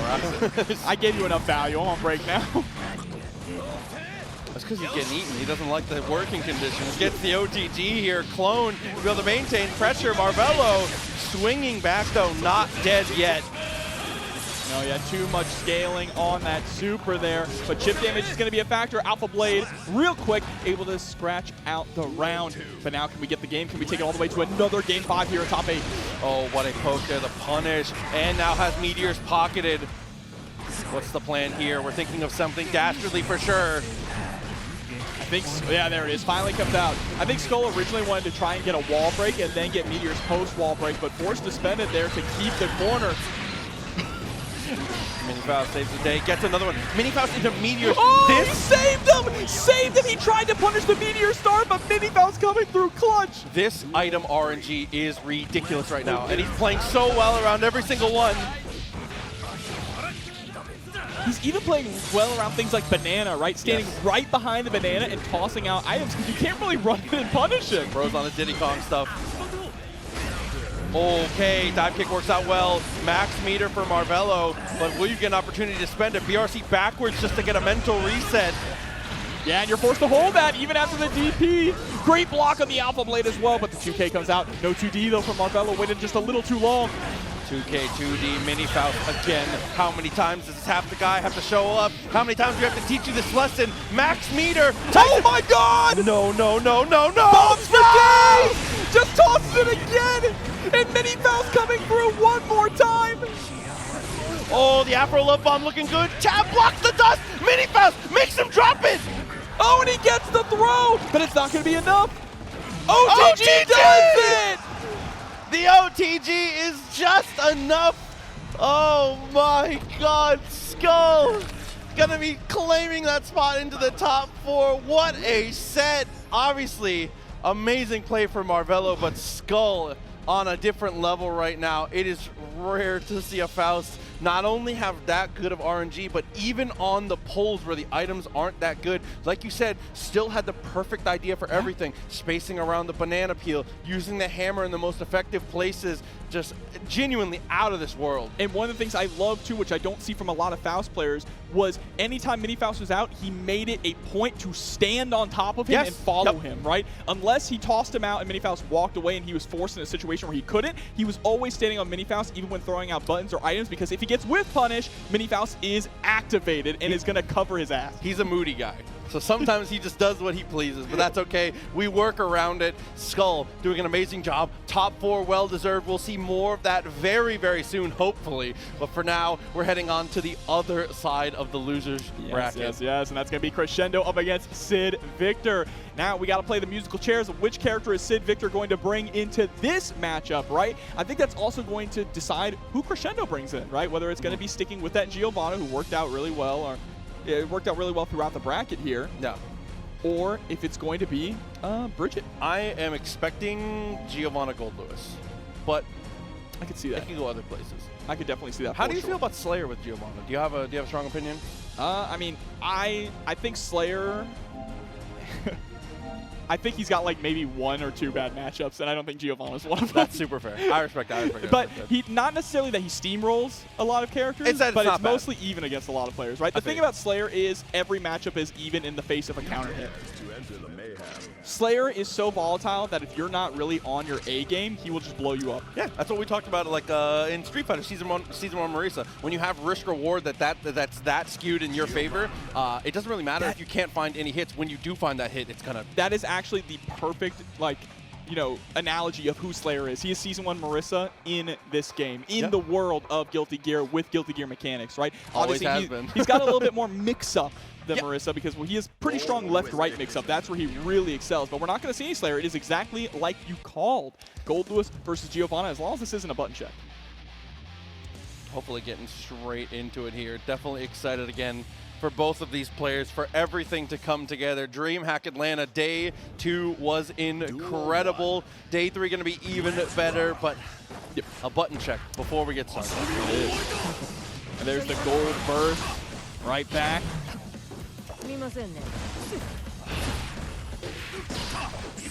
Even his run is threatening. Gold Lewis dash. But wave dashing at you? Imagine if they gave Gold Lewis Electric Wing God Fist. But it's the cryptid, comes out of the He just holds the comp and the cryptid with the uppercut. Oh man. Enough of the goofy stuff though. Ready to go. Giovanna versus Gold Lewis. Hey, look. This is Sidvictor. We're going to get some goofy stuff whether we want it or not, all right? All 3 of these characters that he has shown us throughout this bracket are capable of unseriousness. When you said all 3 of these characters, I thought you meant Gold Lewis, Giovanna, and Sid. No. No, all 3 of the characters he's played are definitely capable of turning things into a party game occasionally. But we'll see, like we said, let's have in a second here. It looks like some kind of hardware stuff that we're dealing with before we get into this match again. Whenever we know, we'll let you guys know as soon as possible. But again, thank you for sticking with us, and we appreciate you guys a lot. Everyone watching at home, as well as here in the venue, enjoying DreamHack Atlanta. Hopefully you're enjoying it as much as I have, because this has been a stellar weekend. It absolutely has, and the weekend ain't over yet. Tomorrow we are going to have some Super Smash Bros. Ultimate and Street Fighter 6 action, so make sure to still come back and keep it locked in here at DreamHack Fighters on Twitch. So let's see. Yep, okay, we're going to lock it in. They were just swapping sides. Okay. He's trying to mess up production again. The mix is that easy. That's all you got to do. Looks like about ready this time, though. Yeah, I saw do you see the scoot into the lean? Absolutely. Stands both up, of them leaning forward, too. Oh, so Gold Lewis, how many turns can we steal? How much chip can we apply? How can we get ourselves started? Right off the rip, just dash it straight in. That's easier than it looks. A lot of air behemoth type moves too, I noticed from Sidvictor. More often than you see from a lot of Gold Lewis players, right? They'll throw them out occasionally, but usually it's things like JD or JH. Good use of the White Wild Assault as well. Not quite the war crimes that it once was, but definitely still a very effective tool. The behemoth's not quite enough to kill, but generating a ton of advantage. Oh, and if that was anything but a JP, that actually would have killed there. Here we go, YRC immediately swinging back, and the Kara overhead gonna be enough to close out round 1 pretty decisively. Right away, checks her with the right jab. Sending out the drone. Almost got the confirm there after the JP, definitely looking good. Side swap to be able to get better value.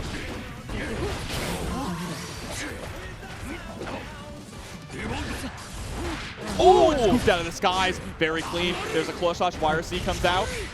Oh, just swinging from the back.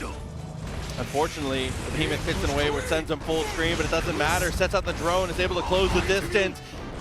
Again, grinding that value out. Neutral jump into the 2P. What a Oh, you're gone. Serious? You're gone, yeah. That far away, if you get the wall bounce, it is over. It leads to so much damage. 6H.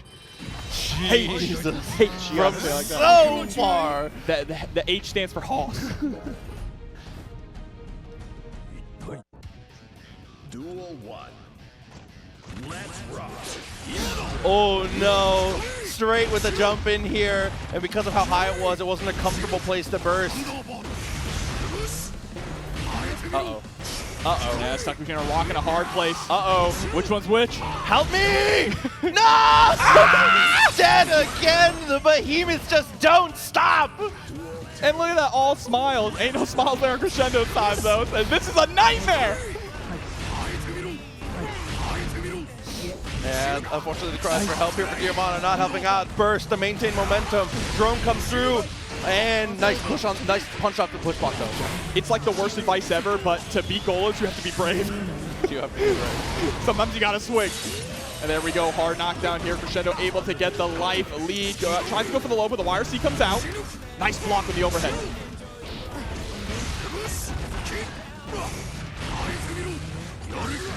Oi, jumping not quite there. Ends up spending the burst. Pixel of life left. That is, I was going to say it looks even smaller in the face of a Behemoth, but instead, it's a bionic elbow, Yes, bro. sir, Hometown absolutely. hero, Dusty Rhodes.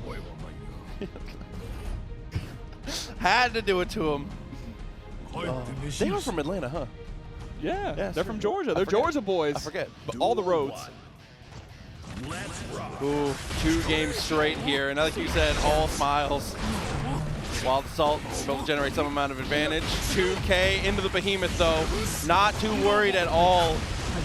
Gold Lewis just doing what he does, what he's built to do. PRC, but a good check. 2K works out well.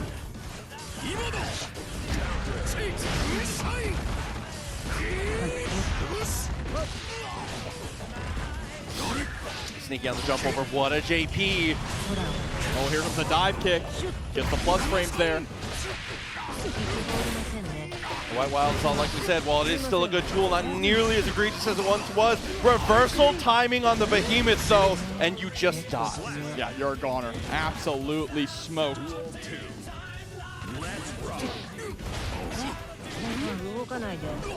Okay, so it works out well. The way to apply even more pressure. Giovanna finally getting some offense started here, looking great. Breaks the wall with the super. And it's going to be able to almost kill. One more interaction, anything will do it. Uh-oh. To the other side. No, same side. Uh-oh. Catch Crescendo. Right, there's the YRC. Immediately swings the overhead. Behemoth mortal counter on the 2D. Stomps with a 5K to get the OTG. Oh my god, I flinched for a second. Oh, No, never mind. the trade! Oh, but no. the drop! No combo. Yeah. Still gets the hit anyways. Misses the second Behemoth. A pixel now. It's scrambling. The eggs are on the fryer. Can we get him on the play? There it is! You keep seeing, oh my.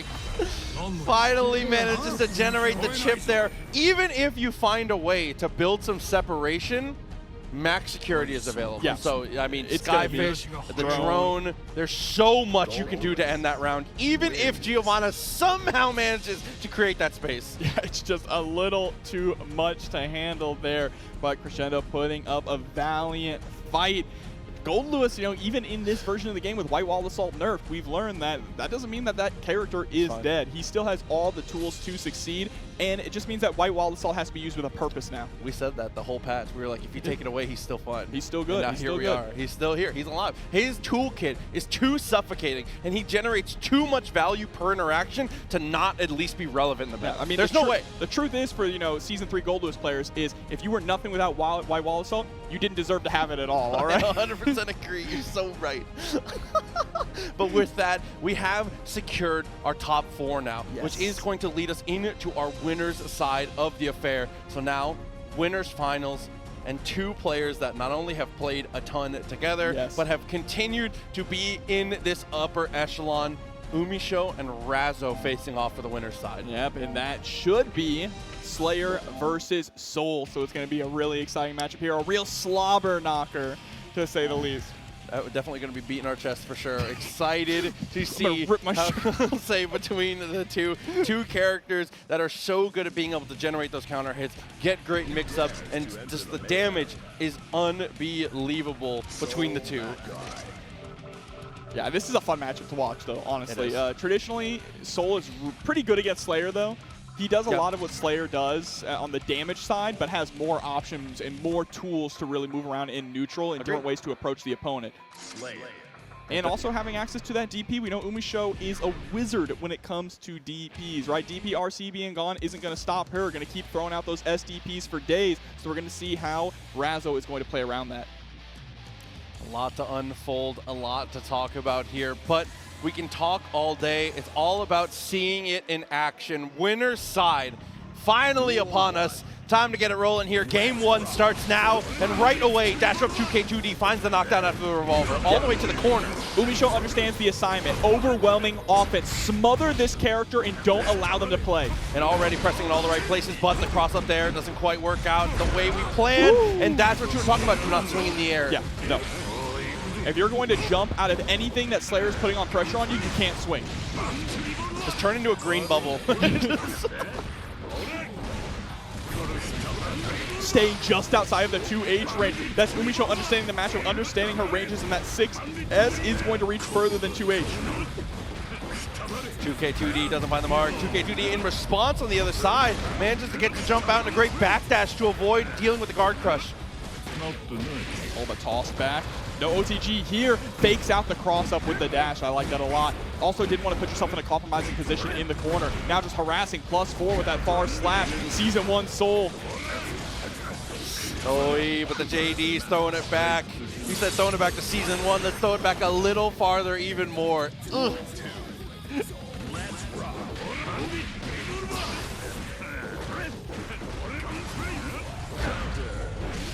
Okay, really good damage come out there. Yeah, burst has to happen. Oh my god, yeah, getting caught. Again getting caught! This time, though, counter hit faster, leading to an immense amount of damage. Now, a round-ending decision to come up. The fireball does connect. We land because no follow-up on the revolver. Tyrant Rave to secure the kill. And a perfect as well. That is a great game 1 there for UMISHO. All right, we're going back to character select, going to think a little bit here. Obviously, Razzo has an entire arsenal of characters. Might want to just change the music, though, change the stage. Oh, the Slayer theme power-up. What stage we picking, though? It's Slayer stage. Said, hold on, all right? I need everything in my corner. Full immersion. I got the music in my corner, I got the stage in my corner, and I got my hot wife in my corner, too. The 3-on-1 now. Sharon. We'll see if it pays off here. UMISHO definitely looked strong, and like you said, played the risk-reward very well, knew all the right places to mash, definitely was doing a great job the entire way through game 1. Yeah, absolutely, for sure. And let's see if we can keep that up here in game number 2. 2D this time, going for the low from Razzo. And the 5P anti-air leads to so much damage. But again, DPs, we talked about that before. UMISHO is no stranger to throwing out DPs in a lot of these scenarios. 2K2D again. Sweeps on through with the knockdown here. JD to be able to complete on the corner carry. Great damage in the wall. Starting to look a little crusty, but a 2K2D to get out for ourselves. Oh, but dashing right into a 6P. Fully charged 5D is going to whip. That's actually huge, giving Razzo another opportunity to stay alive, especially with the 50-meter available. Missing out on so much damage, but it doesn't matter when we have mix-ups like this. PRC gets the cross-up. Oh, nice link there. Baiting out the burst and closing out the round. Huge win for Razzo, taking the burst at the last possible second of that round. Close house 2K was so sick there. Oh, with the far slash. We'll get him down to the ground. Established pressure doesn't quite work out there. The Vortex does a great amount of damage on the follow-up. Right there's the RC. Yep, dash to the other side. Gonna put UMISHO through the wall. Revolver into the double overhead, is able to evade, tries to go for the step back, but it doesn't work out. Burst is forced. Yeah, and after you see that burst into the P Mappa hunch, that's trying to bait out a 6P, right? Very common thing is that Slayer players will go for burst and immediately go for TK Mappa hunch to get right back on in. Oh no, and after the slowdown there, the timing on that entire sequence was brilliant. Leaves us into a round apiece now. UMISHO trying to go up 2-0, but a great 2D again at round start. And that was a beautiful confirm too, right? Map a hunch into the 5P, trying to squeeze out as much damage as possible. Oh my! Holy hell. You're still going to be alive here, but Razzo is sitting at full health, and you can't take a single hit. Aw, dude, that's unblockable the first time you see it, every single time. Oh, there's the Volcanic Viper. Clean hit through the wall. Depending on the interactions here, one touch for either player. Ooh, able to recover in time. That looked like it was actually going to punish there. Oh, you got a 100 meter. It's all right. Yeah, and very nice to be able to get the cross up there too. Gets out of the corner. Plenty of room to roam. Has the burst. Doesn't spend it yet. Yeah, recognize that. Very good call out with the 2H, but that was a very good situation not to burst, knowing that UMISHO didn't have any meter to go for a follow-up after Bandit Revolver, so you were in no danger of dying in that situation. 100% agreed. Doing the math on the fly. 2S to stop the 2D this time. Adaptations coming in real time. Oh, but the empty jump gonna get caught by the 5K. Oh my god, we are both swinging for the fences here, but in the end, UMISHO gets the better of that interaction. RCs to continue the combo. Oh my god, the damage here is immense. Dude, and it didn't break the wall, so we get another sequence afterwards, and that ends up being all that we need to close the round. But UMISHO, still not out of the woods yet. Razzo is looking unfazed. Wow, what a starter there. Great damage. Luckily, a lot of damage had already been dealt to the wall. And there it is, super map a hunch. You get the hard knockdown. Just goes for the map a hunch right on in. Very solid stuff. Love the anti-air tune. UMISHO is absolutely not going to try and be a hero here and spend the burst. Another perfect on the board for Razzo. And that's how those rounds are going to go. Like we said, Slayer and Soul both are able to do it, but the 2D trade at round start, and Nair using that 2D to go underground its original purpose. And it's very good against Slayer. It's so good against map a hunch.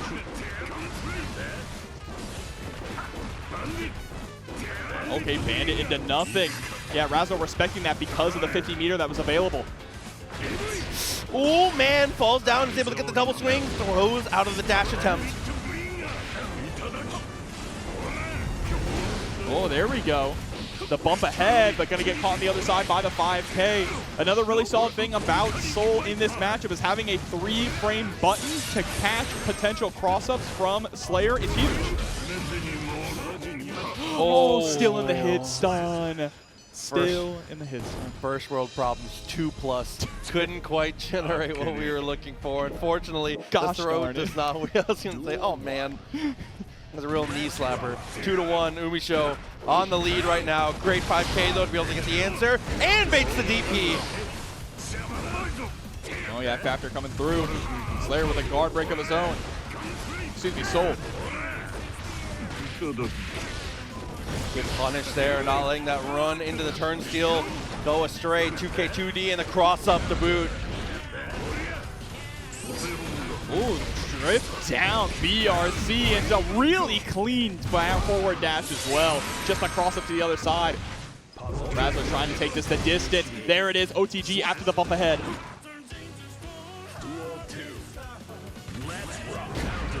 Wow, and right off the rip, Razzo has been mixing it up at 99 seconds. Has been doing a great job of being the aggressor. Sometimes all you need is your music and your stage. Ooh, trying to throw out that 2S. I like the idea to try and pull UMISHO in, but UMISHO took to the skies. Speaking of skies, wow, the YRC in the air, able to press the JK on the way down. Ooh, JP. Good answer in the spot, though. The flex shield doesn't get as much value as we'd like, but you do get a little bit of breathing room. Oh, you see that little shimmy, that micro step back? Again! Doing these Doom dashes. Wow. I don't think quite enough here, even on the pickup. I'm stealing that. I'm stealing that. That was so clean. The 2D OTG into the Danny step is nasty work. Razzo taking it all the way to game 5. That is disgusting. Creativity at its finest. Oh no, the sweep comes through. I like how Razzo's like, I'm just going to keep doing 2D at round start until you stop me. It's been 2D and far slash. We've been consistently landing either one.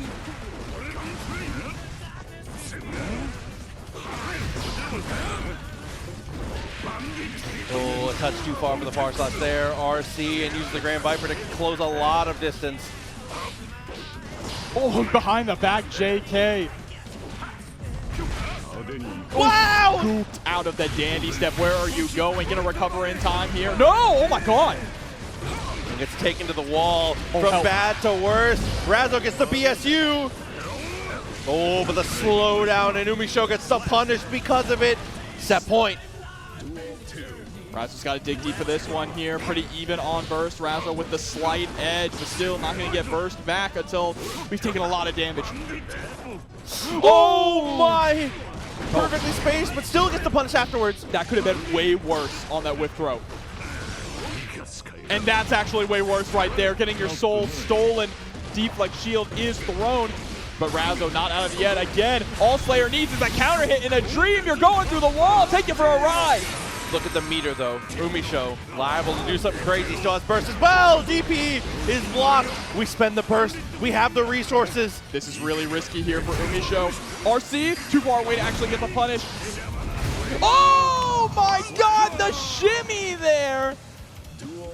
Oh no, and Razzo. Swooshed back. Razzo has full burst at this point now. That is such a huge advantage to have coming into this. JP, a great answer to start though.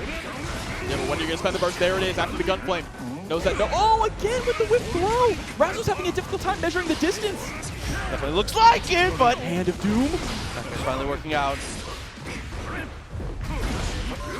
Oh, gets the RC.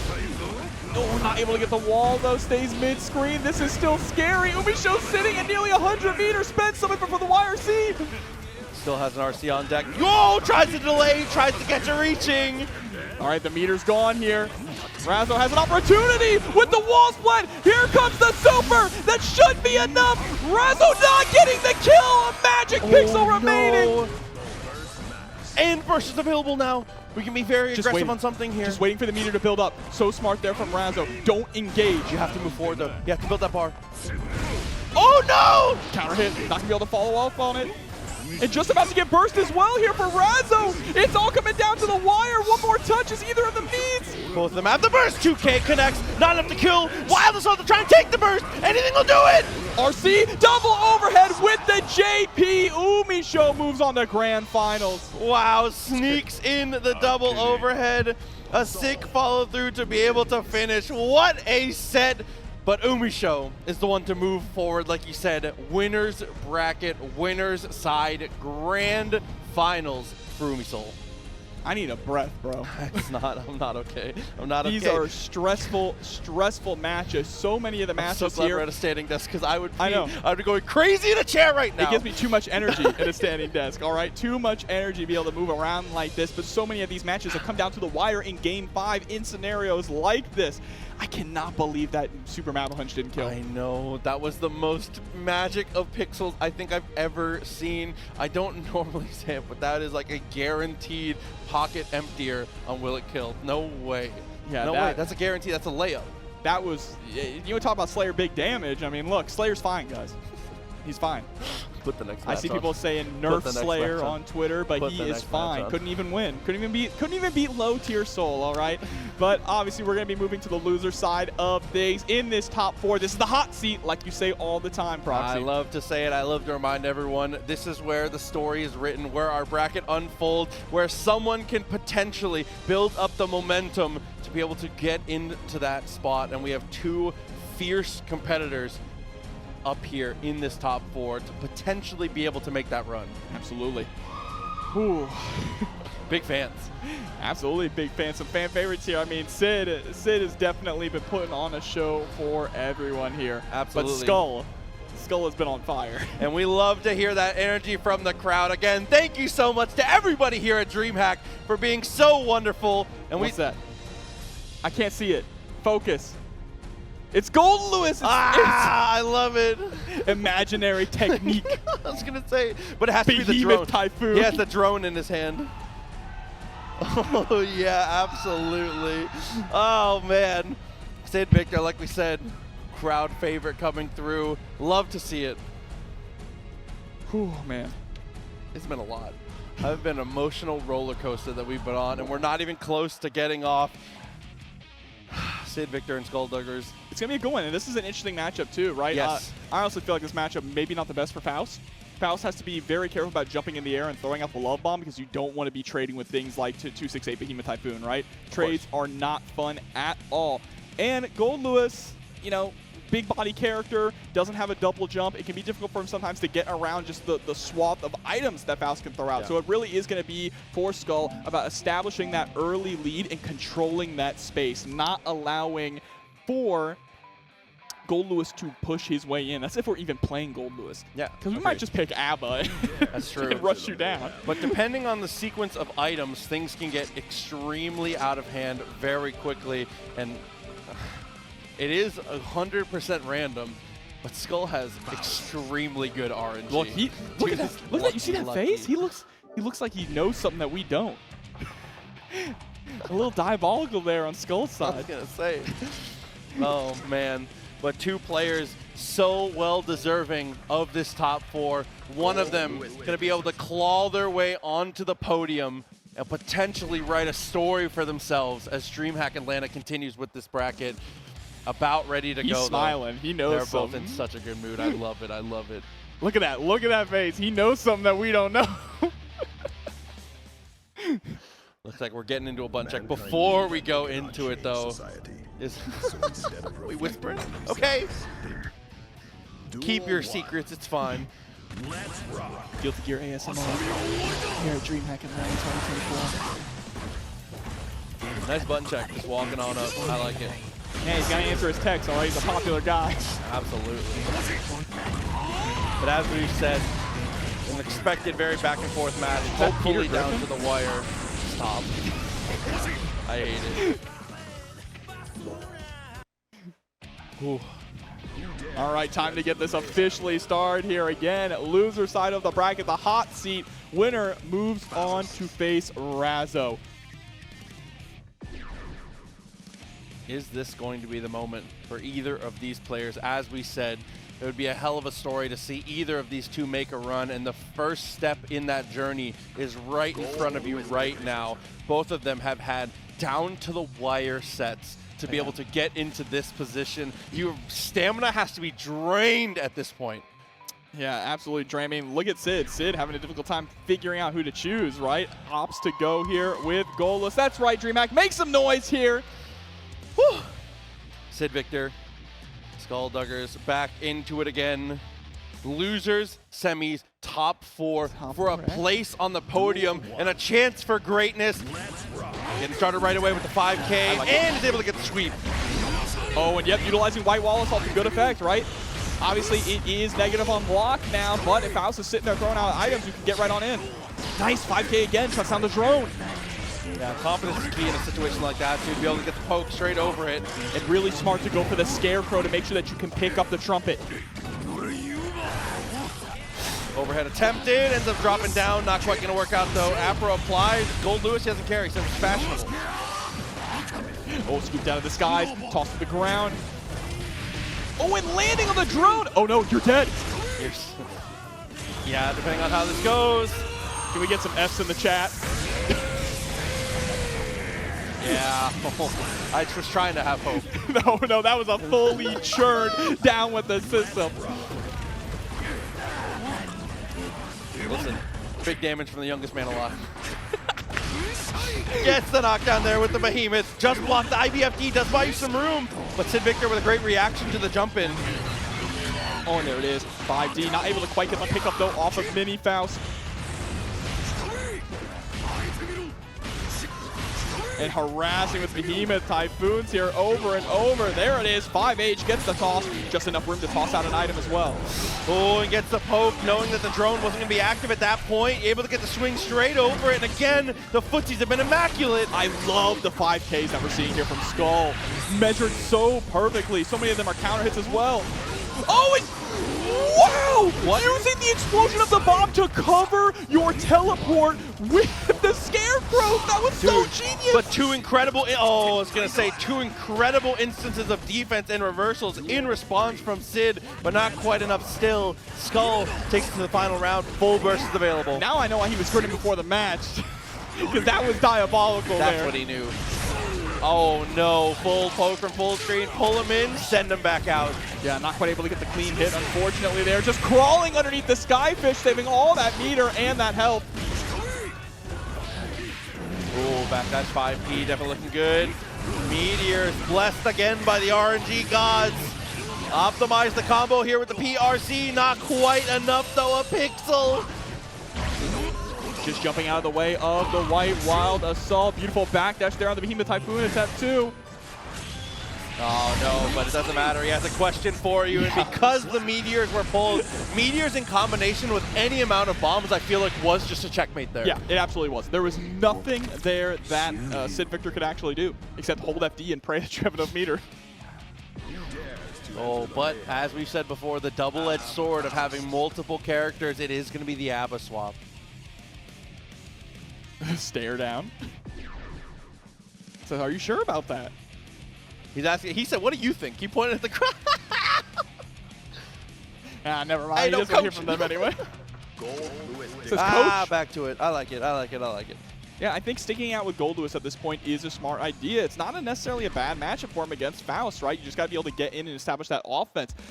Really, it's getting around that 5K. Skull has been so good at utilizing that 5K as just a stop sign to prevent Sid from really getting the party started. That's always one of the tough things about matchups like this is it's okay. Matchups can be good for you and still be uncomfortable, and this is definitely one of those.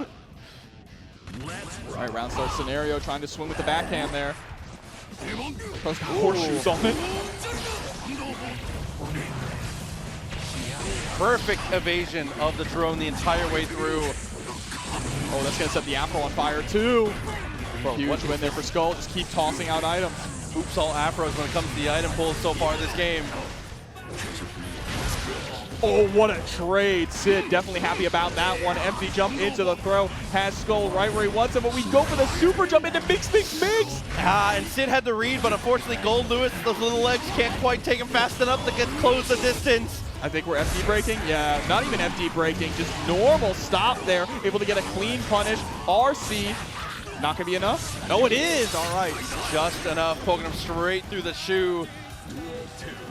Says, what are those? Round two, gets the knockdown right away with the Behemoth. Dashes up and looks for the overhead. Pressure continues, but a great backdash. Yeah, and I mean, to be really effective against Gold Lewis, you have to learn how to backdash Behemoth Typhoon. Wow, it pokes him through the drone! Woo! Clean hit this time. Look at the damage. Spits out the item and does manage to eliminate some of that value from the White Wild Assault. The full burst was spent there.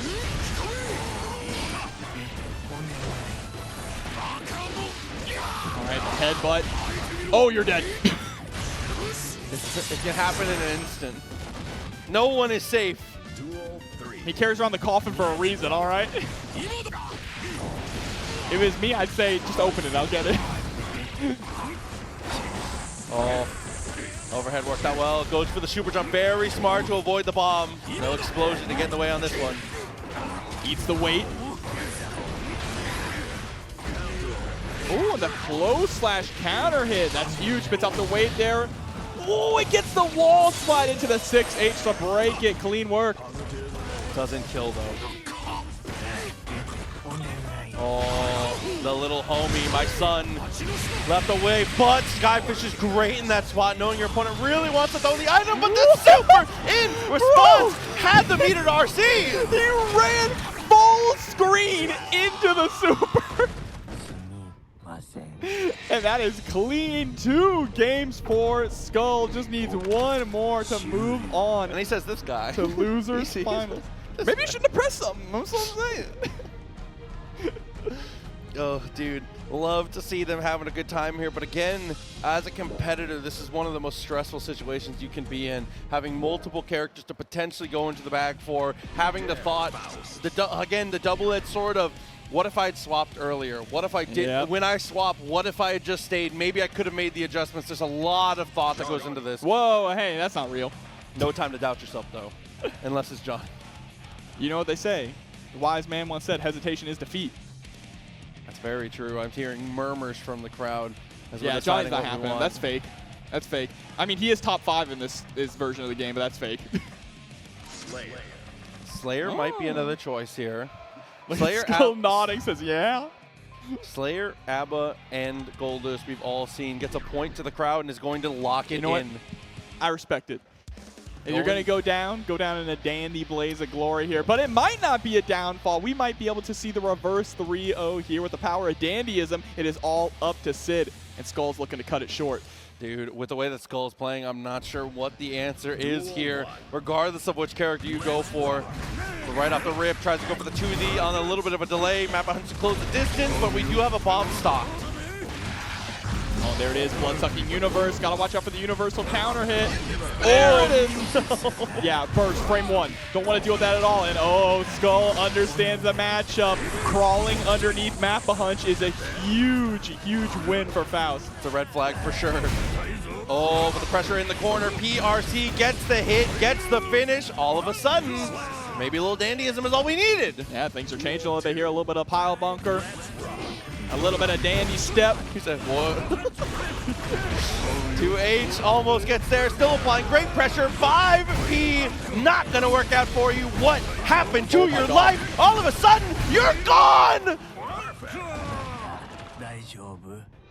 It's okay. It's Daijabu. He said it's fine. Daijabu, it's okay. Fine. It's cool. It's cool, everyone. He said, what are you guys mad at? He said, stop booing me. I love it. That one, Twitter's going to have some discourse about that one right there. But is how quick the rounds can go. The swap from Gold Lewis into the Vampire, able to close out these rounds in a hurry, but a great step back into an amazing whip punish right off the rip. Oh, and bombos for days here. Clean hit there from Skulldugger's double bomb. Great recognition. The second one's there. They were perfectly stacked. The misdirection doesn't work out on him, though. PRC applies the pressure. 2H for the counter hit. Forces the burst. Yeah, you got to wait until there's an actual gap in Slayer's pressure before you go pressing, or you could get caught by something like that 2H. Oh, jumping out of the Vortex Universe. Really clean. Meteors to the other side. No RC. Just spends the meter to spend even more items. Oh! What a block, though. And we get the Hunt minions coming through. Oh! And it gets the juggle! The juggle into the pile bunker. Sid. Right, 2D again here at round start. Sid trying to run away with this with a dandy swap. This is okay, though. Gets the poke. Burst. Back available now. Oh, but the hammer. Wonderful positioning. Mini Faust just tries to punch straight through. Oh, bomb is going to set the Afro on fire. Oh, gets set on fire anyway. I like that. Trying to go for the cross up there. Catch Sid on the other side so you can get the bombo. Oh, being very patient. YRC ends up getting blocked straight into the super. Cuts it short. Very smart, using that to shut down the burst, not even giving him the opportunity. Is that a ballsy man? Yeah, absolutely. Still in this. Potentially going to close it here. Game 4 might be the end. Will the Vampire be able to generate more value? Deflect Shield says no. Oh! Great punish into the mix. Closes the distance, trying to fight for the trumpet here, and does manage to secure. Oh, J2K. Nice! Wow, it actually looked like he caught him out of jump frames there. Definitely looked like it. Has meter. He's able to set the Afro on fire. Gets the poke. What kind of value can we get off of this? It's a banana peel. Oh, the air there is good. Burst is available. Locks him out of it again with the early super. Don't think it's enough to get the kill, though. Slayer is a pretty beefy boy, but it is going to be a hard knockdown here on the other side of the wall. Huge opportunity now for Skull. Going to get 50 meter available. Burst. He goes for it right away. The gold burst gets the hit. A lead is not a lead against Slayer. It's not, but you just need one touch. You got 100 meters. The super! The overdrive is the response, and it's just perfect. He'll never abandon a patient. Takes the hit, takes the game, takes the set. Skullduggers, man. What a performance here. Absolutely on fire representing Faust. And that was a good call. You had 100 meter, 100 meter, throwing out super in any gap that Slayer has was the play. You're going to be blocking and just mashing out super the entire time. If Slayer went for a dandy step, he was going to get blown up. If he went for a power bunker, he's going to get blown up. If he goes for a mappa hunch, he can get blown up. The only thing he could really do is just go for a jump, but that's a hard call out on the super, and the PRC is waiting. Yeah, jumping against Faust in a spot like that to try and just exclusively bait out the super, like you said, is a massively difficult call out. And if he's not mashing the super in that spot, you're getting 6-speed, you're getting put into a terrible disadvantage state, or even he'll just go up and grab you. We saw Skull was very effective with the air throws and across all of the sets they played so far today. Yeah, absolutely. And now Skull is in the hot seat, has to move on to face Razzo here to try and get that run back against UMISHO. And we saw that he went the distance, was nearly able to send UMISHO down to the loser side of the bracket in the very first match of top 8. So Skull is looking to get through another Slayer player and finish the story. Absolutely. There's high potential here for sure. But like you said, 2 fierce competitors. Even if we do win the losers finals, 2 sets to go going into the grand finals, but we're getting ahead of ourselves, as much as I love to get ahead of myself. 1 match to go before we get into that grand final set. It is going to be the losers finals, Skullduggers. Like you said, crafting a beautiful story straight in front of us. The good doctor himself fighting through DreamHack Atlanta, already in the top 3. Man. How high on the podium can we attempt to climb? Trying to climb all the way to first place. That's the goal here. And now, hot on the sticks, playing through an exhilarating match. Razzo and UMISHO have had time to cool down a little bit, right? That can be a blessing or a curse depending on the player. But Skull has to go the distance here. Has to not only, finish the match we just finished, has to beat Razzo, who is one of the best Slayer players in North America. Then has to go up against UMISHO, and not only beat UMISHO once, but beat UMISHO twice to claim that crown.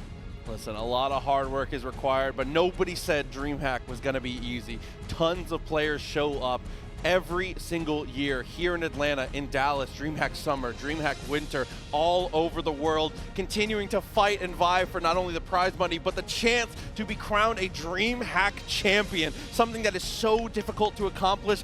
But before we get too far ahead and before we get into the losers finals, let's take a look at the bracket and see how we did manage to get into this spot. As you said, the first match we ran, UMISHO had a very close one with the Skull. It was down to the wire, man. Yeah, it was absolutely down to the wire. And not only that, UMISHO had another down to the wire, literally final hit Magic Pixel match there for UMISHO to get into grand finals. All these matches have been so close. Like, look at the amount of game 5s that we have gotten here in this top 8, right? Half the matches have gone to game 5.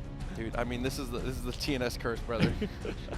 Wherever we go, it always follows. But it's just a pleasure to get to see, a pleasure to get to watch Guilty Gear continuing to deliver as one of the finest fighting games in the modern era.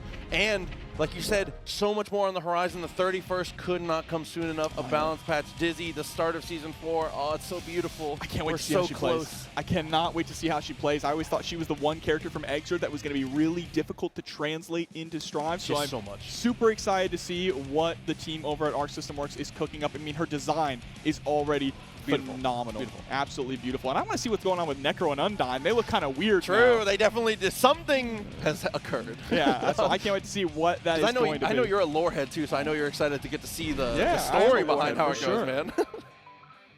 Woo. We got formerly known as Dr. Baldhead. I need a rest. I do too, but there is no rest. There's no rest for us. There's no rest for these players, and we are going to stick with them the entire way through. Slayer versus Faust. Razzo versus Skullduggers. Losers finals here at DreamHack Atlanta 2024. A test of stamina as much as it is a test of skill. Coming from the loser semis, having to run through these matches here. Razzo needs to defend to be able to get these run back. Both of these players were within pixels, within one decision of being able to take out UMISHO. Both of them thirsty for that run back here, but only one can take it. Losers finals, top 3, DreamHack Atlanta, back at it again. Let the intros rock as well. Faust is so creepy. I love him so much. Dude, he's so sick.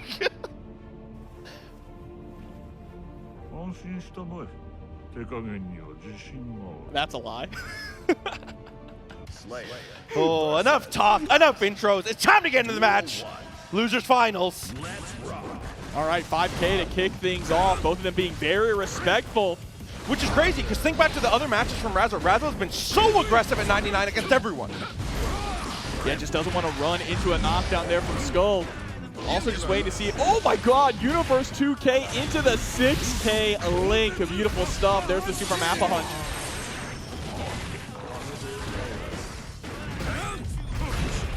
All right, it's late, but no RC there. The anti-air 5P. I'm glad to see that legacy continue into this game. And a perfect debut. Razzo generating great value. There's the knockdown again, though. What? 100 tons. Using the 6K to get over the 100-ton weight, and not only that, but swipe Skull out of the skies.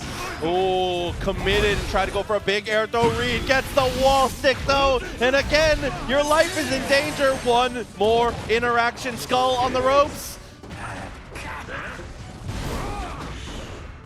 Oh yeah, +4 and then just backdash. Goes for the whiff punish, not enough to get the kill up with a 5H counter hit. Caught Skull trying to press, and Razzo closes out game number 1. In a hurry, as we've said, that's just how the van player, he is the van player, bro. But that's how the vampire rolls. Now he's settled down, man. He's loyal. Boy doesn't even window shop.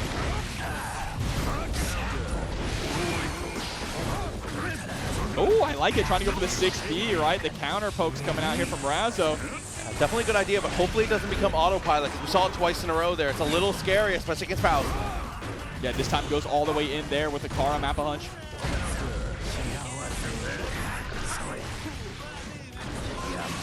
Oh, PRC into the close slash, nice pickup. And is able to get the Trumpeteer too into a bomb. This is a good position now for Skull. Yeah, using the bomb explosion there to cover the throw. Razzo was worried about it, so blocking the entire time. Such a scary situation to have to deal with there. 2D, that's what we saw more of at round starts in these earlier rounds.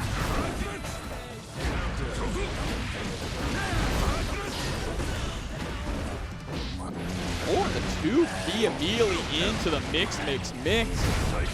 Very confident press there from Skull. Another confident press on that 2K.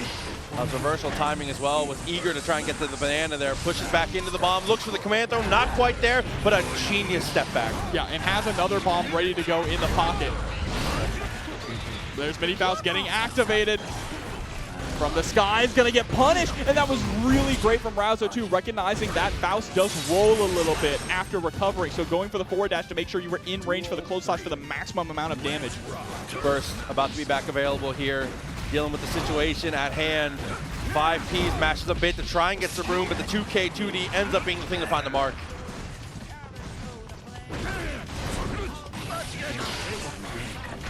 Uh-oh. Oh, the 1-2 of the hammer into the weight. Yeah. Straight into the mix. Again, left to right. One more time for the fans. Absolutely, but a great block there. Still finds a throw afterwards, though. Sends out the donut. Here, take a little health. You're going to need it, is what Skull says. Oh, no. Meter's definitely looking good. Might be another situation where we mash on that super, but instead, we just get the whip punish, just get the super, and just get a close of game 2. I like it. Short and sweet and simple there from Skull. Tying things up. One. No. Ah! No! Oh my god. Gold burst! This is danger. Danger! Danger! A lead. The bomb. Gotta be careful. Had to commit to the throw. To the skies in the air throw. This is crazy. Onto the other side with the pile bunker. And 2K wake up. What a press from Skull. My voice. Oh my god. Duel 1. Back and forth and back and forth. The seesaw never ceases to tip. But here we are. Game 3. Straight in with the Wild Assault there. Does get a little bit of damage. Not much to write home about, though, as we go for the cross-up. Close slash into 5D for the step forward. The things that these players think of on the fly are insane. Yeah, definitely looks like a practice sequence there. Does break the wall. Not enough to kill. Skull gonna try and make some magic of their own, though. It's so difficult. But with a poke like that, we still have life. Yeah, we got the clean hit on it as well. Setting full screen. Getting the opportunity to send out an item. It's just going to be the Afro. Waiting, looking to react. Ooh, okay. And then what? Oh! The delayed JD. Clean work, but not going to be able to get the kill even off of this super. And you have to be careful. Slayer is going to be on his back with 100 meter, which means you could very well see super map a hunch into RC. There's really no reason not to do it here on Razzo's side. You can see there, it just commits to the hammer there. Oh no! And the RC is able to get aggressive afterwards there. I like the toss of the item. I like how low commitment that was. Yeah, exactly.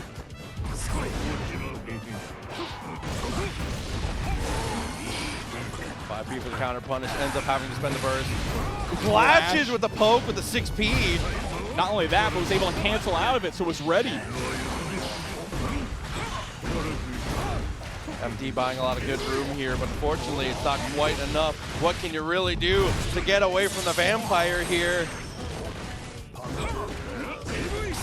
5H whip, but the 6H not quite able to hit. Spend some meter to open up Razzo, but Razzo is still sitting on 100 meter. That's a free reversal. Yeah, and there it is, right on cue. Gonna stay safe with the RC into a Masters hammer to close out game number 3. Razzo up 2-1. Yeah, I knew she had plenty of time after that. Is gonna go straight back in though. No need for a break, no need for a mental reset here. Great whiff punish to start. Still looking very centered in this.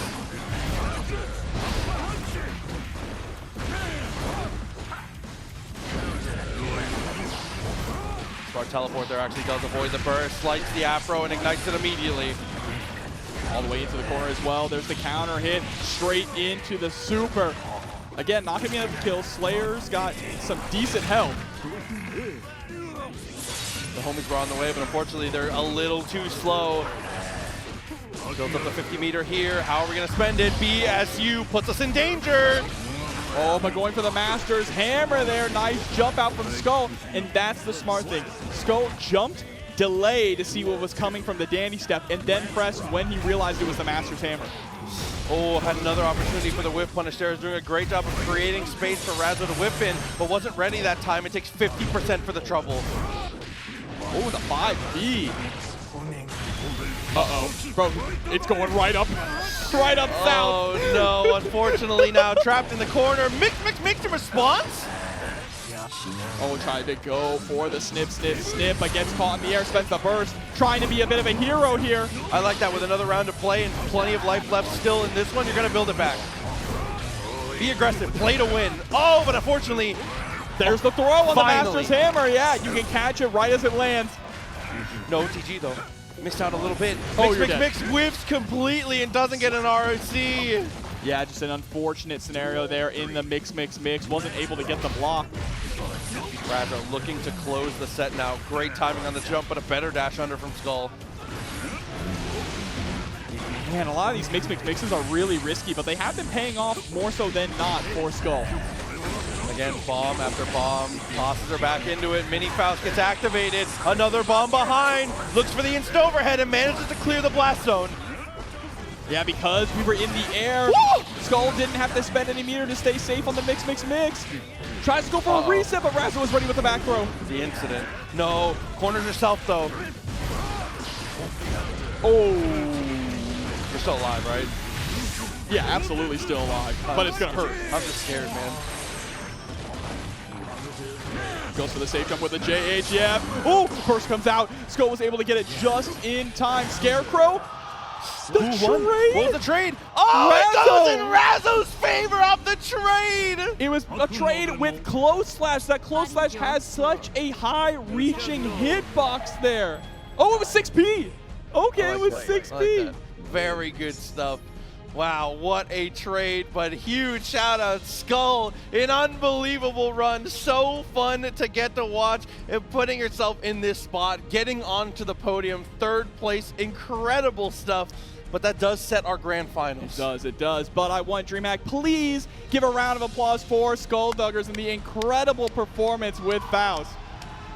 So fun to get to watch. Hopefully we get to see even more of it soon because that was a hell of a performance. The good doctor leaving proud on this one. Yeah, definitely the fan favorite here at the tournament for sure. You could tell every time he got up on stage getting a ton of love, but it is down to the run back here. Razzo earning her run back against UMISHO. Last time these two came into contact in this bracket, it was down to the final button press. Let's see if it's going to change this time. And it's unfortunate here having to play from the losers bracket for Razzo. We'll see if the Vampire Lord is able to set up for the reset here and be able to overcome the monster that is Soul Badguy. Yeah. And Soul, very strong. He's been strong ever since the game released. My favorite thing about each season is Soul gets a slight nerf and people doom him until we realize, oh, clean hit DP is still a back. thing. We're so back. It's fine. We're getting our controller set, getting ourselves all set up. DreamHack Atlanta Guilty Gear Strive has been such a treat. All of the matches today have just been incredible throughout all of the different brackets. And as we've said before, just as a reminder, fighting games here at DreamHack, even after Guilty Gear, are still not done. The conclusion of Smash Ultimate as well as Street Fighter 6 to happen tomorrow. So definitely make sure you're still locked in if you want to see more of that action. Absolutely, and check out everything on the last day of DreamHack as well on all the other Twitch channels. There's still a lot going on, and there's still a whole other day, and we still got one more match here at DreamHack Atlanta for Guilty Gear Strive. So here it is, getting ourselves started. Soul Badguy, the master of the Vampire Manor Slayer. How's it gonna go? Grand Finals! And right away, the 2D, it was so successful in their last set. I'm so glad we went back to the well. Yeah, it is so solid. Goes for the bump ahead there to adjust the tips, able to stay safe. OTG into the map a hunch. And right now, Razzo is just running away with game number 1. Oh, DP though. Back on our feet. Looks for the 6P. 2H instead. Get Had to do it to him. He does do the stance He up. does. 2D again! This time gonna get the close action to the fully charged 5D. That is half of your health gone off of one counter hit. Right off the round reset as well. Tries to go for it again, but the TP does find its mark. Revolver to get aggressive. Yep. Blocking though. 100 meter, yep, into the close slash immediately afterwards. Oh, but dashes into the 6H. UMISHO is absolutely still in this, especially after getting a mortal counter like that and getting the burst out of Razzo. Having to spend the burst of their own, but that's okay. Still in it until the jump in. Plenty of meter after the RC. Charges the dust, and there was actually way more health on the wall than I thought there was. Yeah, surprisingly. I still don't understand the wall health, even like almost 4 years later. That's a lot. There's some calculations going on that I don't understand. The adjustment for UMISHO last time to those dashes was 2S. Oh. And speaking of characters with a good 2S, we're actually going to consider going to the Mei. I like it. I like going to Mei. Mei definitely, you know, having a lot of those disjointed hitboxes is going to be good against Slayer if Slayer's trying to map a punch in a little too often. A little sad to see Soul go. You know, Slayer's the one who gave Soul the name Soul Badguy. That's all right, though. That's for the lore heads out there. And we got the barrel chest anchor to be able to help us fight this one out. Oi! And straight in with the just block, though. Oh, my God. And the left right with the dash staying active here, but 5 Ps into the 3K. Knockdown. Yeah, just mashing on the 5P, right? To stuff the dandy step. I love it, too. Goes straight for the super. Is able to generate a hard knockdown. Good recognition of where you were on the screen. Oh, and just gets the raw jump in, too. Going for the mix-up game. IRC at the last second. Backdash on the Master's Hammer, sliding right on in. Wow, everything just going Razzo's way. It's actually unbelievable the amount that has worked out with the reversal super from UMISHO. You have to put her back on her heels. Duel 2. Let's rock. Okay, trying to poke at that 2S a lot, like you mentioned, but the 5P to stuff the Dolphin. Big punish there. Close slash into the fall through does get the hit and manages to generate a decent amount of damage off of that one. Not enough to kill as we PRC through. Oh, he's going to get the overhead Kisu in the corner, though, straight into Free Willy. That didn't want to allow them to use the burst there. Wants to generate a hard knockdown again. Yeah, Backdash actually got caught, but UMISHO was not prepared for it, and Razzo is going to close out around here, trying to get 2-0 on the board. The comeback is definitely looking strong. Totsugeki gets actually answered with a 5K afterwards. Great stuff on the counter hit. Yeah, now punch into 2P, like peanut butter and jelly. Oh, tried really hard to bait the burst on that one here. Fake Dolphin looks for the 2K 2D. Good blocks all around from Razzo. Razzo's defense has been so strong. And there's a 6P. Tried to go for a pile bunker loop there. Was just a little too early on it. Oh. Tried to make the burst so hard, and the burst finally comes out from UMISHO. Has Razzo in the corner and has 50 meter, just backdashing, creating some space. And the JH blowing up the map a hunch. This is actually huge for UMISHO. Hand of Doom coming through. And Razzo, all of a sudden, is so close to establishing that reset. The momentum from Slayer is really starting to build at an alarming pace here. We get the punish of the 5K and the counter in the corner. And there it is, pile bunker loop right back into the corner with the super Mappa Hunt.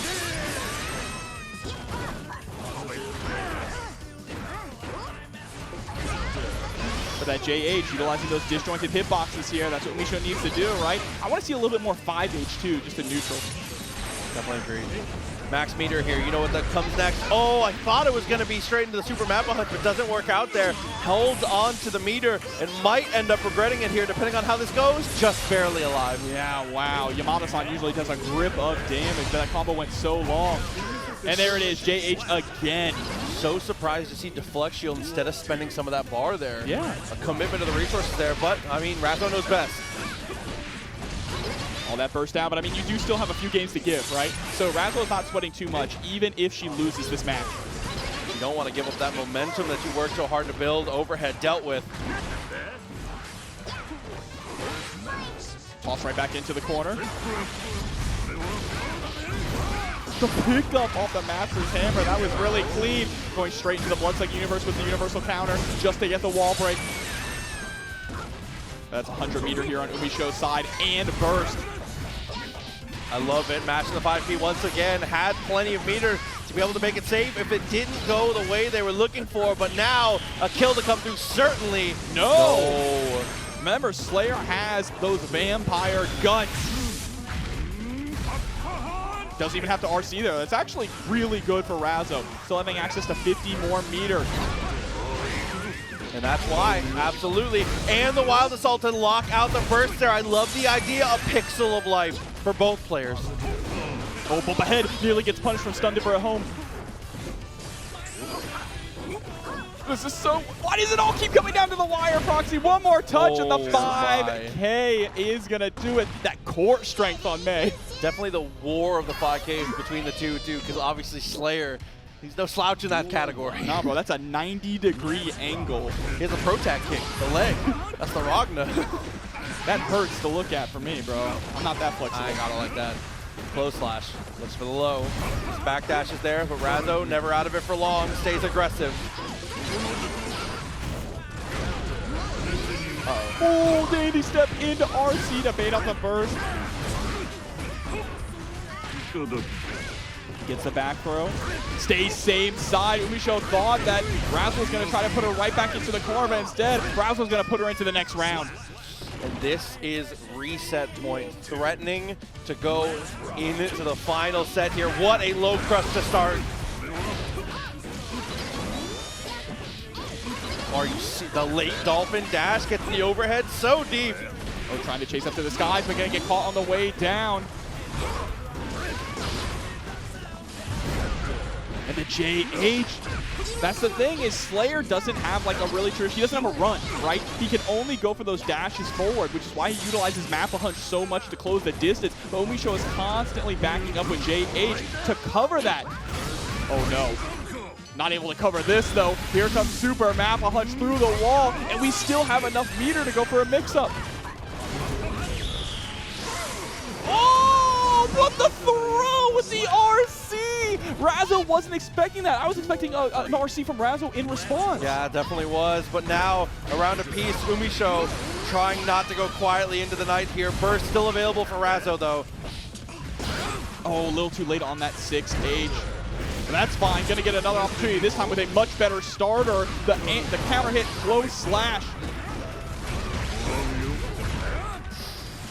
Oh, from bad to worse here. Got the sweep and the match of the 2P, definitely good. Leaves you standing, optimal for the mix-up. Ooh, there we go. 3K sliding right on in. Oh no, and stuck to the wall now. Burst, 50 meter. How do we spend it? Back to neutral. Gonna spend the RC. Tries to chase up, but the drop with. Oh, jumping over the 2H. That was massive. Burst and RC available. Nice tech, crazy tech. Oh, swing with the far slash. You have to be careful about anything you press. Yeah, you can't map a hunch right on in. That's exactly what UMISHO is looking for. And both of them, you can see, trying to take these micro steps forward, trying to build some amount of meter during this. Looking to be aggressive. 2-2Ps. Land and find the mark. Razzo. With the reset here. Able to knock UMISHO down into the losers, and now we're going back to character select, locking in the same characters here. Yes, we are. We got another set of Guilty Gear Strive. Oh, Razzo doing a great job keeping UMISHO on her toes here. You can see a little bit of nerves coming out on that side. You can tell, right? Yeah, but Razzo's been stone-faced. Unmoving. Locked in, some would think. You're damn right, brother. He said cheers. 5K, 3K. I'll drink to that. Does find the knockdown there. Strong stuff. That punch in the 2H. Tries to match 5K on that one. Not going to get there. That 6P is ridiculous so far. That 5P is ridiculous as well, Proxy. 4 hits, 40%. Bursting out there, trying to preserve some of that life. Doesn't want to deal with the hard knockdown either. Wow, the counter hit and plenty of meter. You know what happens next? No! Yeah, it didn't wall splat, but the fake out with the BRC into the blood-sucking universe. Another round for Razzo. I think Razzo was standing there because she was expecting it to wall splat. Again, I don't understand the wall health. BSU again. Got her in the infinite, but the back throw. Potential incident upon us here. Whiffs out on the empty high.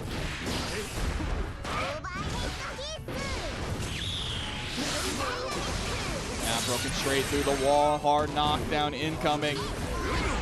Oh, that is not good for Razzo, losing that meter and about to lose her life as well.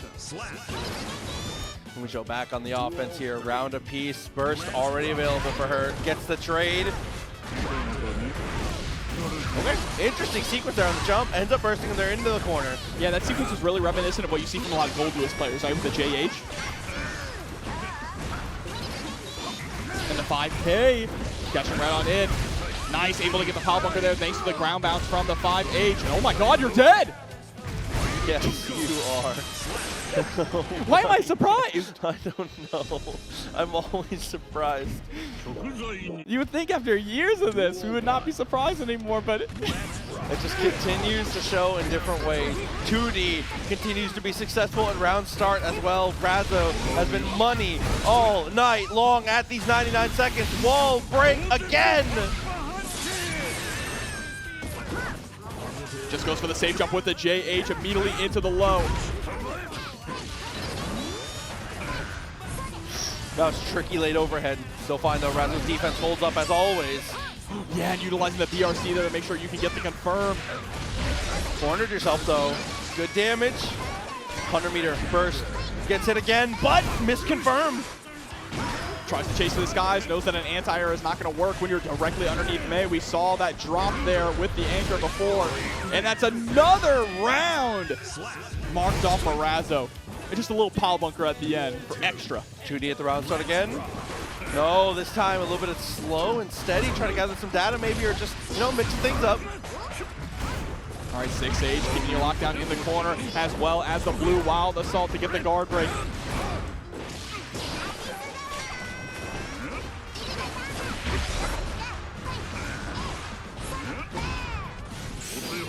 Oh, the whip jump!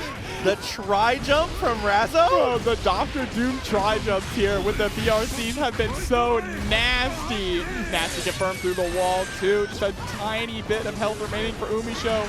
Right into the BSU. That's another game on the board for UMISHO. 2-0 in this reset. And yeah, considering the swap back, I was just about to say it might be time to see if the Soul can do a little better. A lot on the mind for sure. Razzo has not slowed down for a second, but I do think this is probably going to be the better matchup here. We see it's very confident using the DP in all the right places.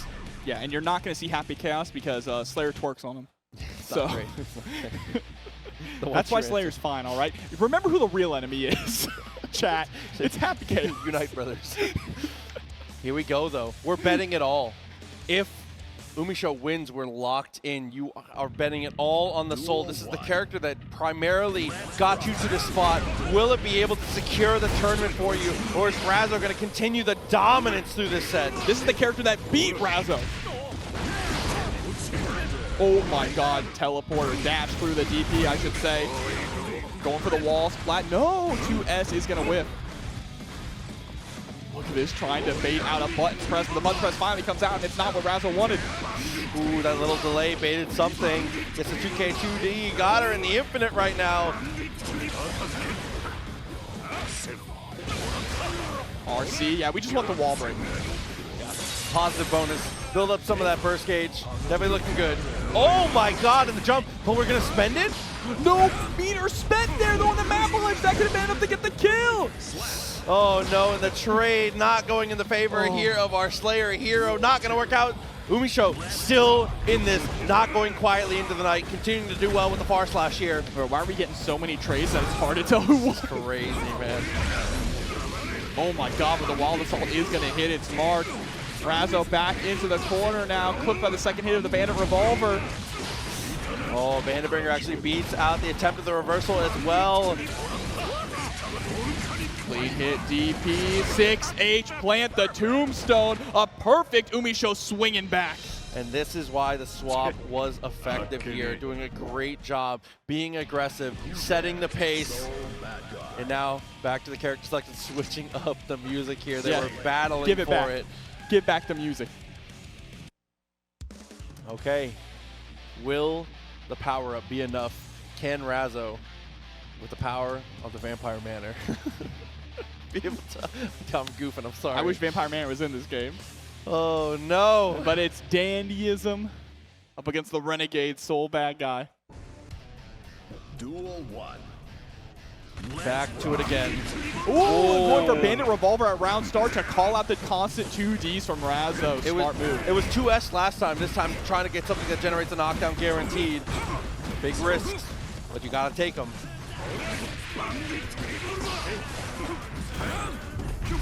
Oh, all right. It's late, able to hit its mark. But again, that just allows you to get some offense. 3 frames, though, is huge for Soul to press, but these counter hits are pretty huge as well. Finally getting the burst out of UMISHO. Going for the reversal. Gets the pickup there. He's able to get the loop in the mid-screen. Close slash connects, but no follow-up. Counter, clean hit DP loops, man, this character. Yeah, left, rights, nice blocks there from UMISHO. Backdashing to the far slash, trying to catch a whip punish.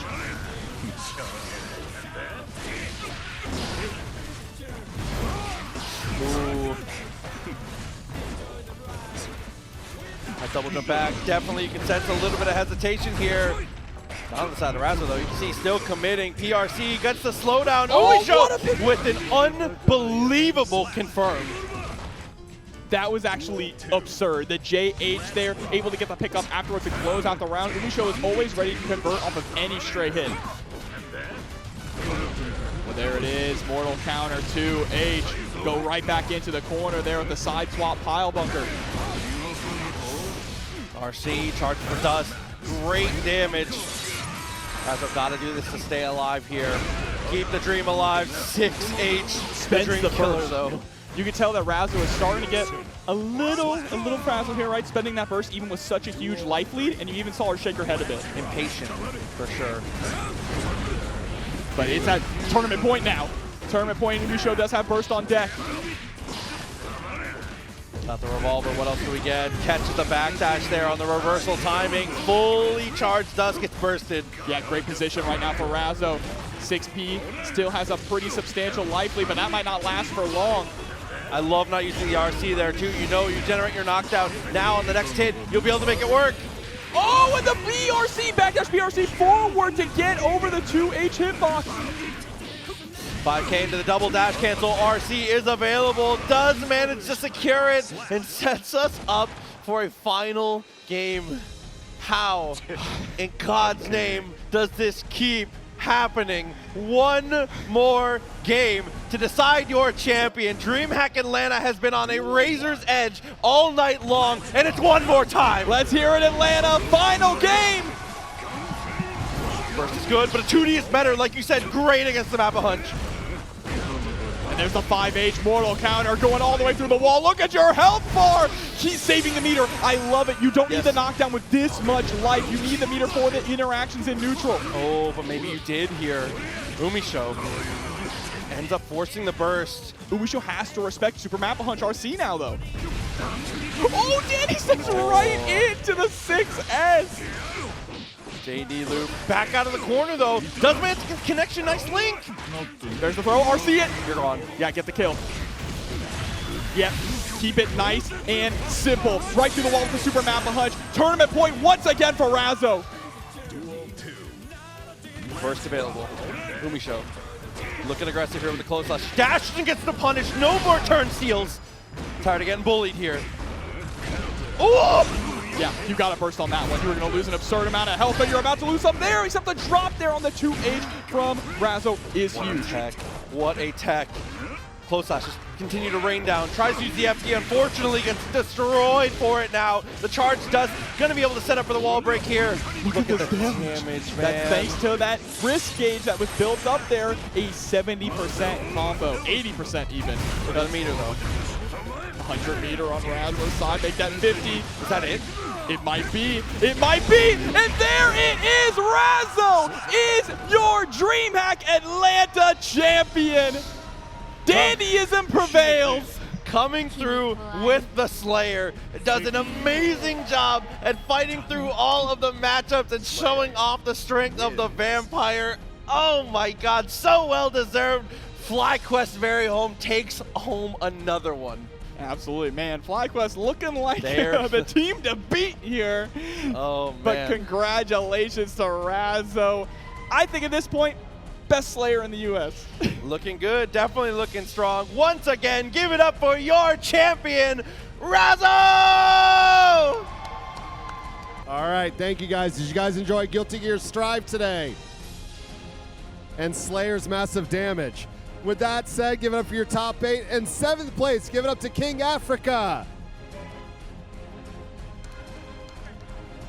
Also in 7th place, give it up to Jikh.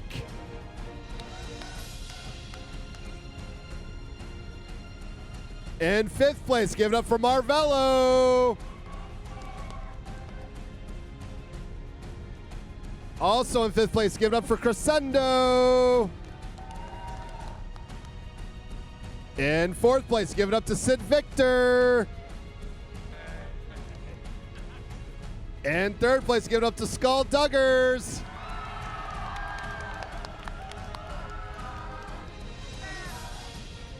That's just 3rd place, man. In 2nd place, give it up to UMISHO. And your Atlanta 2024 champion for Guilty Gear Strive, give it up to Razzo. Congratulations to our Guilty Gear top 8 and Razzo. Thank you guys so much. Tune back in tomorrow for Smash Ultimate Finals and Street Fighter 6.